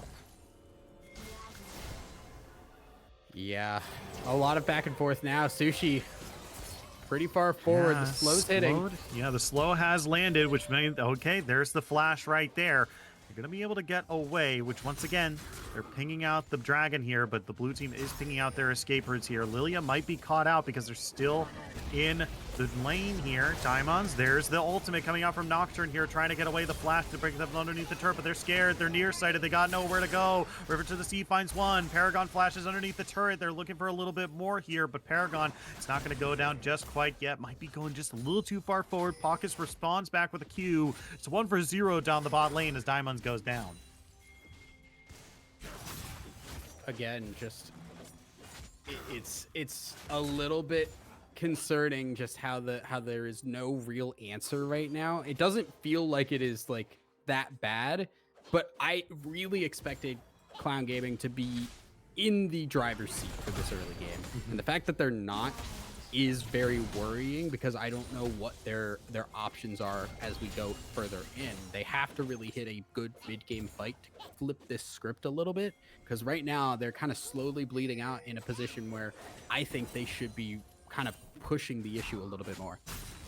Yeah, and especially with like some of these, you know, a little bit, I want to say early game champions, because it's really only Renekton, right? These champions that spike just a little bit sooner than their opponents, and they're already starting to fall behind a little bit. 1.5k separates these two teams, but it's not really like a huge amount of like turrets haven't been taken, not a lot of plates have been taken, and it's just mostly CS, it seems. 10 CS between the AD carries, the mid laner, and between the top laners as well. That's basically 2.5. That's like 1.5 waves right there. That's a lot of gold just left on the table here. Is just farming is giving BlackRock their lead. Yeah, and it's tough because like I was hoping at this point Renekton would be kind of just zoning off this Gnar, having control, but we haven't had that same kind of we haven't had attention on the top lane, and Renekton's just not found an angle. So Yaya is having a bit of a tough time. Now, as we see, Dragon is up. It has been up for a while. Nobody's really wanted to go for it. Yao in trouble. Gnar into the wall here. Yao might be in some trouble. Dashes away. Not going to be able to seal the deal here. Is Diamonds looking for Zalt here, but going to be caught out by the Nocturne. Force him away. It's Yao. Still taking that harass up in the top lane here. Decoy goes back to Mini Gnar. Yeah, and it's just more fight, more poke, and that's the thing. Yaya goes in, can't do anything. Ooh. Yep, there's the paranoia too. Got nowhere to go. Puts them to sleep. Oh, Diamonds can't quite get out, and that's really big. Now with no jungler down, with the jungler down for Clown Gaming, this is a clear path for BlackRock Esports to get into that Drake. And that's gonna be a dragon, although they're looking mid. Trouble. Enchanted Crystal Arrow comes across. Frozen Titan in some trouble here, real low on HP here. Silver trying to turn this around, getting the CC onto Pockets here, but the damage is not good. They're gonna have to run away from this. Paragon a little bit more. Pockets throws out empowered Q. Silver taken real low. Dash in from Sushi. Tumble in. Paragon 1, 2, 3. Auto attacks 1, 2, 3. Sushi finishes it off. A kill for Sushi. Can't quite find the damage on a Silver. Goes a little too deep. Can't quite get punished. But they're gonna get one kill down in the bot lane for BlackRock Esports. Yeah, it feels like things are just kind of falling apart, and I hate to say it because it's so early in the game. We're only 11.5 minutes in, but it's, you know, Grub's gone, Dragon gone. Things feel kind of out of control. Yeah, and I kind of agree with that sentiment as well. You know, this is usually where Clown Gaming has a lot of their strong points. I think we've been talking about over and over again that like their early game is quite good. Their early game is very good. They make very good coordinated plays early on. It's just that they have a tough time closing out the game. But here we see BlackRock Esports taking control of where Clown Gaming is at its best. So if this game goes late, who is going to contest this game? Who is really going to stop them from doing this? That's a very important grub to stop there. Here we go. Yeah, Frozen Titan and Yao are here. Decoy leading the charge onto Cassante here. Gnar really good here. As they're going to finally be able to get away there. The 5th grub is very important. That's the one that spawns the little void mites, but they're not going to get that this time. They just have a big dot on turrets. Yeah, that is a good steal. That's a good thing to grab and take away. The Mightlings can really just spice things up, I think is the best way to put it, because Yeah. sometimes it's like, oh, we could go for a tower dive because the Mightlings spawned at the right time and they're tanking tower. Yeah. Yeah, gets the Dominus, procs the Dominus there, does not, I believe the Gnar was also used by Decoy as well, so both ultimates spent up in the top lane, but once again, now 20 CS ahead. Decoy is running rampant up in this top lane. Here's Paragon. All right, can take it in power Q, nothing really there.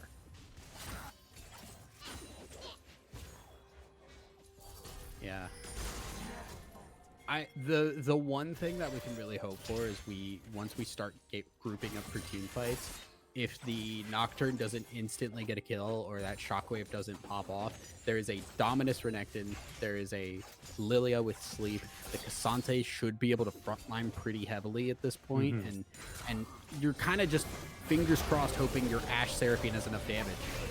Paragon in some trouble. Paranoia comes across, but they're not even going to dive onto the Ashe. They're going right for the Seraphine, taken real low. River to the Sea is on a killing spree, and they're going to be able to get that kill for themselves. 3-0-1 on the Vayne, 3-0-0 on this Nocturne, and this is looking really, really scary down to this bottom half of the map.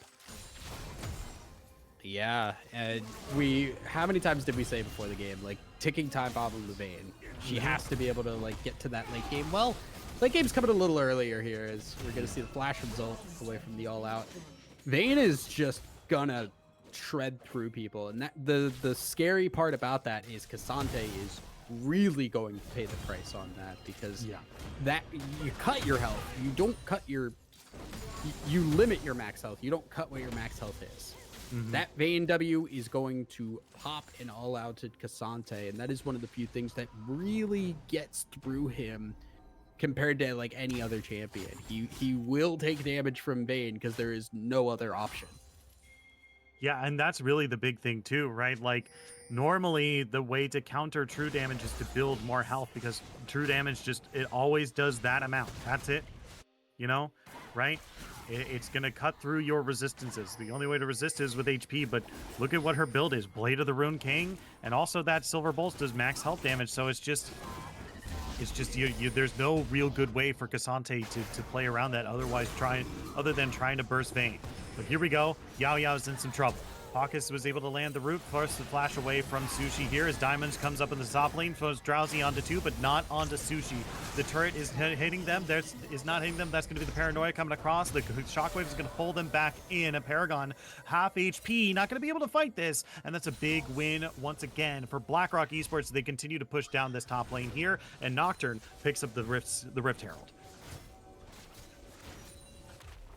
Again, just pressure. No answer. It is just constant. We have our fed Vayne. Let's rotate her around. We have the Nocturne to Shadow as well, who's also fed. There's no answer. There's no composition-wise. There's no response to it. They can't engage on Vayne because they're going to get jumped by the Nocturne if they do. They don't have enough to kill the Vayne outright.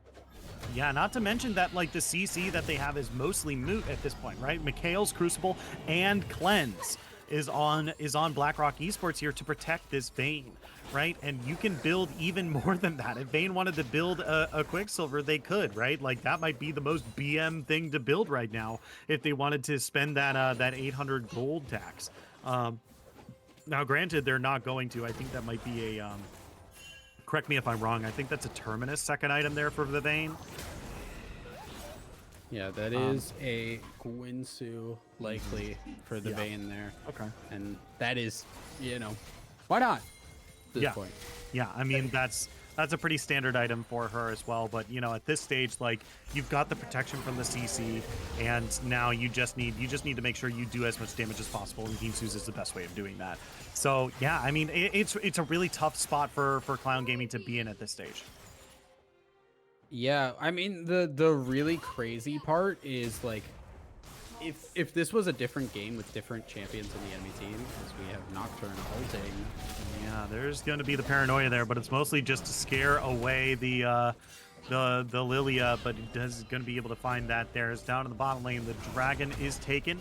The Chem plants bloom, and Gnar is going to knock Cassante into the walls. Up in the top lane, Pocus Again, might have caught out Yao here as Zalt is coming in as well. The two AP carries here looking to take down the Croc. He still has so much HP. He might be able to turn this around. There's the Dominus diving right on the Pacus here. There's the stun. There's the damage. They might be able to find something here as Paragon coming onto Salt. There's going to be the Seraphine Ultimate, charming them back in. Shield is huge, but Salt does not have enough HP. But here comes Sushi in from the side, flashing onto the Tri-Bush, but doesn't have the vision to go over the wall here. Sushi's still in some trouble. Condemn against the wall. Yao's got nowhere to go. Flash away. There's immediate cleanse. Sushi finds one. A Frozen Titan still fighting down there. Sushi finds two. Drowsy, asleep. Can they get it? Smack the staff. Looking for more. Sushi taking incredibly low. Paragon dueling as best they can, but that's the triple for Sushi, the quadra for Sushi, and all it cost was their life. The whole team of Clown nearly taken down by just one Vayne. And I don't know what more to say at this point outside of Vayne has just gotten fed. The worst possible thing that could happen in this game happened. And there's just nothing that can be done about it. There's not enough CC to lock her down. There's not enough time to do enough damage to everybody else. They're trying to go for these picks, but this is the desperation hitting. Yeah, there's the fear on the Yao there. Good. Shockwave gonna pull them back in. Yao's gonna be the first to go. Silver taken incredibly low. The roots are good, but the damage is better. Pacus is gonna be behind that as Paragon's gonna be the next target here. Huge damage from the command dissonance as well. Zalt is looking for more. Empowered Q. Double kill for the Karma. Pacus is doing some big damage. And with that, it's like nothing left in the tank. We're just gonna go bot side now. Yeah, diving right in. Paranoia diving on top of the Lilia here. The fear is going to be able to keep them away for just a little bit longer. But Daimons sees some Lowe's HP bar, sees red, but now they're only seeing blue. 4 members coming in. Zalt is going to be able to find that kill there. And that's another death going over the Clown Gaming as BlackRock Esports continues their dominance of the game. Seraphine Ultimate comes across. There's going to be Frozen Titan knocking them back in as that's going to be the Kales maybe keeping them alive for a little bit longer. Sushi trying to kite as best they can or walking. There's the tumble for invisibility, but it's not going to be enough. Pacus now running for their life. Enchanted Crystal Arrow comes down. There's a real long stun. There's the root. There's the stun again. There's the damage. Can a Frozen Titan? You got to finish this up. Pacus heals so much. The Blast Cone, they're long gone because there's Zalt to get them out of jail free. They're pinging Baron, but look at that TP from Gnar. Gnar is up top. Yeah, they might just go for the Gnar here, which I think might be an option. The Shockwave and the Karma Nocturne, like, yeah, okay, you killed Vayne. Vayne's coming up again. Just don't have the time to get that Baron down, especially with the possibility of the poke. Gnar possibly poking Mini, going into Mega. There's a lot of things that could go wrong at that, so I do like this disengage. Here we go. We're jockeying for position around this barren part of the map here. 21 minutes in here, and this is a real possibility for BlackRock Esports here. They are very powerful here. They do have a team that can take it rather easily, and Decoy, you're looking for Yao one more time. Slammed into the wall. Paranoia comes down. Here comes the big ghost as the big Croc runs for his life. Now here they go. Frozen Titan coming in, looking for Cloud as Sushi has found Paragon off of the red buff. That's going to be one for the Vayne here, as now they're still looking for more. They still haven't done a whole lot of damage to the blue team here. Here comes Sushi tumbling right in. That's going to be maybe 2 for the Vayne. Let's see if they can find more. Yao comes across. The Seraphine Ultimate does not land, but Silver has got nowhere to go. That's a triple kill for the Vayne now. The 4th kill being taken up by Orion, and this might be another quadra for Sushi here as he goes all out trying to take Pacus with him, but it's a triple double. It's a full house for BlackRock Esports as they pick up the clean ace. And it doesn't get much cleaner than that. BlackRock, it's been control from beginning to end. All that is really left is to just take the towers, take Baron back, spend your gold, push down into the mid lane where you already have that inhibitor open, and just end this game. It has been domination across the board for BlackRock Esports. Yeah, and this is going to be a wit's end for the Vayne as well, so a little bit harder for this, a little bit more AP-focused team from Clown Gaming here to finish off the game here. As, yeah, this is just going to be really, really tough. They have that Glacial for the Cassante, but that's really the only big excuse me, item to try to stop this Bane. Really the only tanky member on the team is it's the person that gives up their defensive stats. And let's see, here we go. We do have the Baron up for the blue team. Dragon has spawned. Red team doesn't even look like they want to fight this.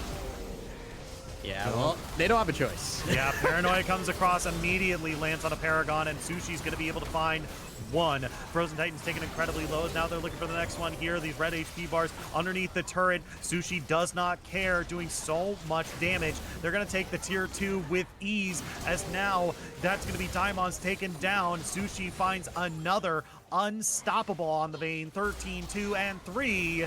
Clown Gaming feeling the pain, feeling the wrath of BlackRock Esports as they continue to push down the lane. Frozen Titan and Silver, only members left. Yao Yao now here, joining the fight, 3v5, trying to keep the dream alive, but they got not a whole lot left. Frozen Titan gets the knockback. Good charm. Frozen Titan looking for the kill on the Zalt here, but take a look at Sushi, who's been untouched on this. Good Gnar gonna knock them back into the team. Yeah, Vayne finds one, Nard finds the other. Silver's got nowhere to go. Underneath the turret, they're gonna be able to find it. Zalt is unstoppable on the Orianna, and now all that's left to do is bring out the red carpet, as that's another Paranoia coming across and taking out their vision. And yep, there comes the Nexus. River to the sea, Decoy wailing on this Nexus, nowhere else to go. This is GG, BlackRock Esports takes it. And a sad way to go out for Clown, who had such a solid start, getting that 2-1 going out of game 3, and just could not land the finish there. And that just was the story in most of their games. Every game was like, we had a really good start, and either we fumbled the finish or we just eked it out. This time around, didn't even get that good start, and things just did not have any real way to turn around from there. So an unfortunate exit. Congratulations to BlackRock Esports, very much putting themselves as a solid team, a solid 3-2 team, just finishing that off and ending on top there. Yeah. And once again, I have to give a congratulations to Clown, because even though, like, I think this was their worst performing game, like, throughout the entire weekend, and to have one game that's just like, hey, this one was actually bad out of 5, I think that is a good thing to say. It is. Like, and I think that first game that we were like, hey, this one feels really bad, and we lost that. I don't think that game was particularly bad. It just ended with poor circumstances. You know what I mean? Yeah. And I think also what this is even though it is the worst time, I think, to lose and knock yourself out, I do think this game is a great one to say, hey, what do we do if we don't win early? Why did we not win early? This is a good way to look back on what happened and learn from this. This, as much as I hate to say it, this is a really good opportunity to make a learning experience. Yeah, for sure. I mean, it's to echo a statement thrown out by some of our folks by some friends on Twitter. It's like a 5 best of ones does not define your team. And this reminder that 5 best of ones do not define you, whether it's 5-0 or 0-5, right? Yep. I think Clown actually had like a really good run here, and there's a lot to learn from some of these games here, and a lot of room for improvement to come back next OQ and do even better. Yeah, especially because we saw a lot of good here. Yeah, we saw some really smart early game. I think if they clean up that end game, they win at least one of those other games, and they at least finish 3-2, if not 4-1. For sure. But that is going to do it from us here. Thank you all so much for tuning in basically all day. We've been live for 6 hours. We've been live for 6 hours, bringing y'all nonstop Clown Gaming games from yesterday and today. Thank you all so much for tuning in. If you haven't already, press that follow button. Clown Gaming Org has lots of content for y'all to watch here. Sure to be a great time. If you're feeling generous, press that subscribe button. Sure to help out, keep the lights on here as well. But from myself, our entire crew, Thousand Eyes, my co-caster, and Northward, our amazing producer for this whole weekend, thank you all so much for tuning in, and we'll see you at the next match.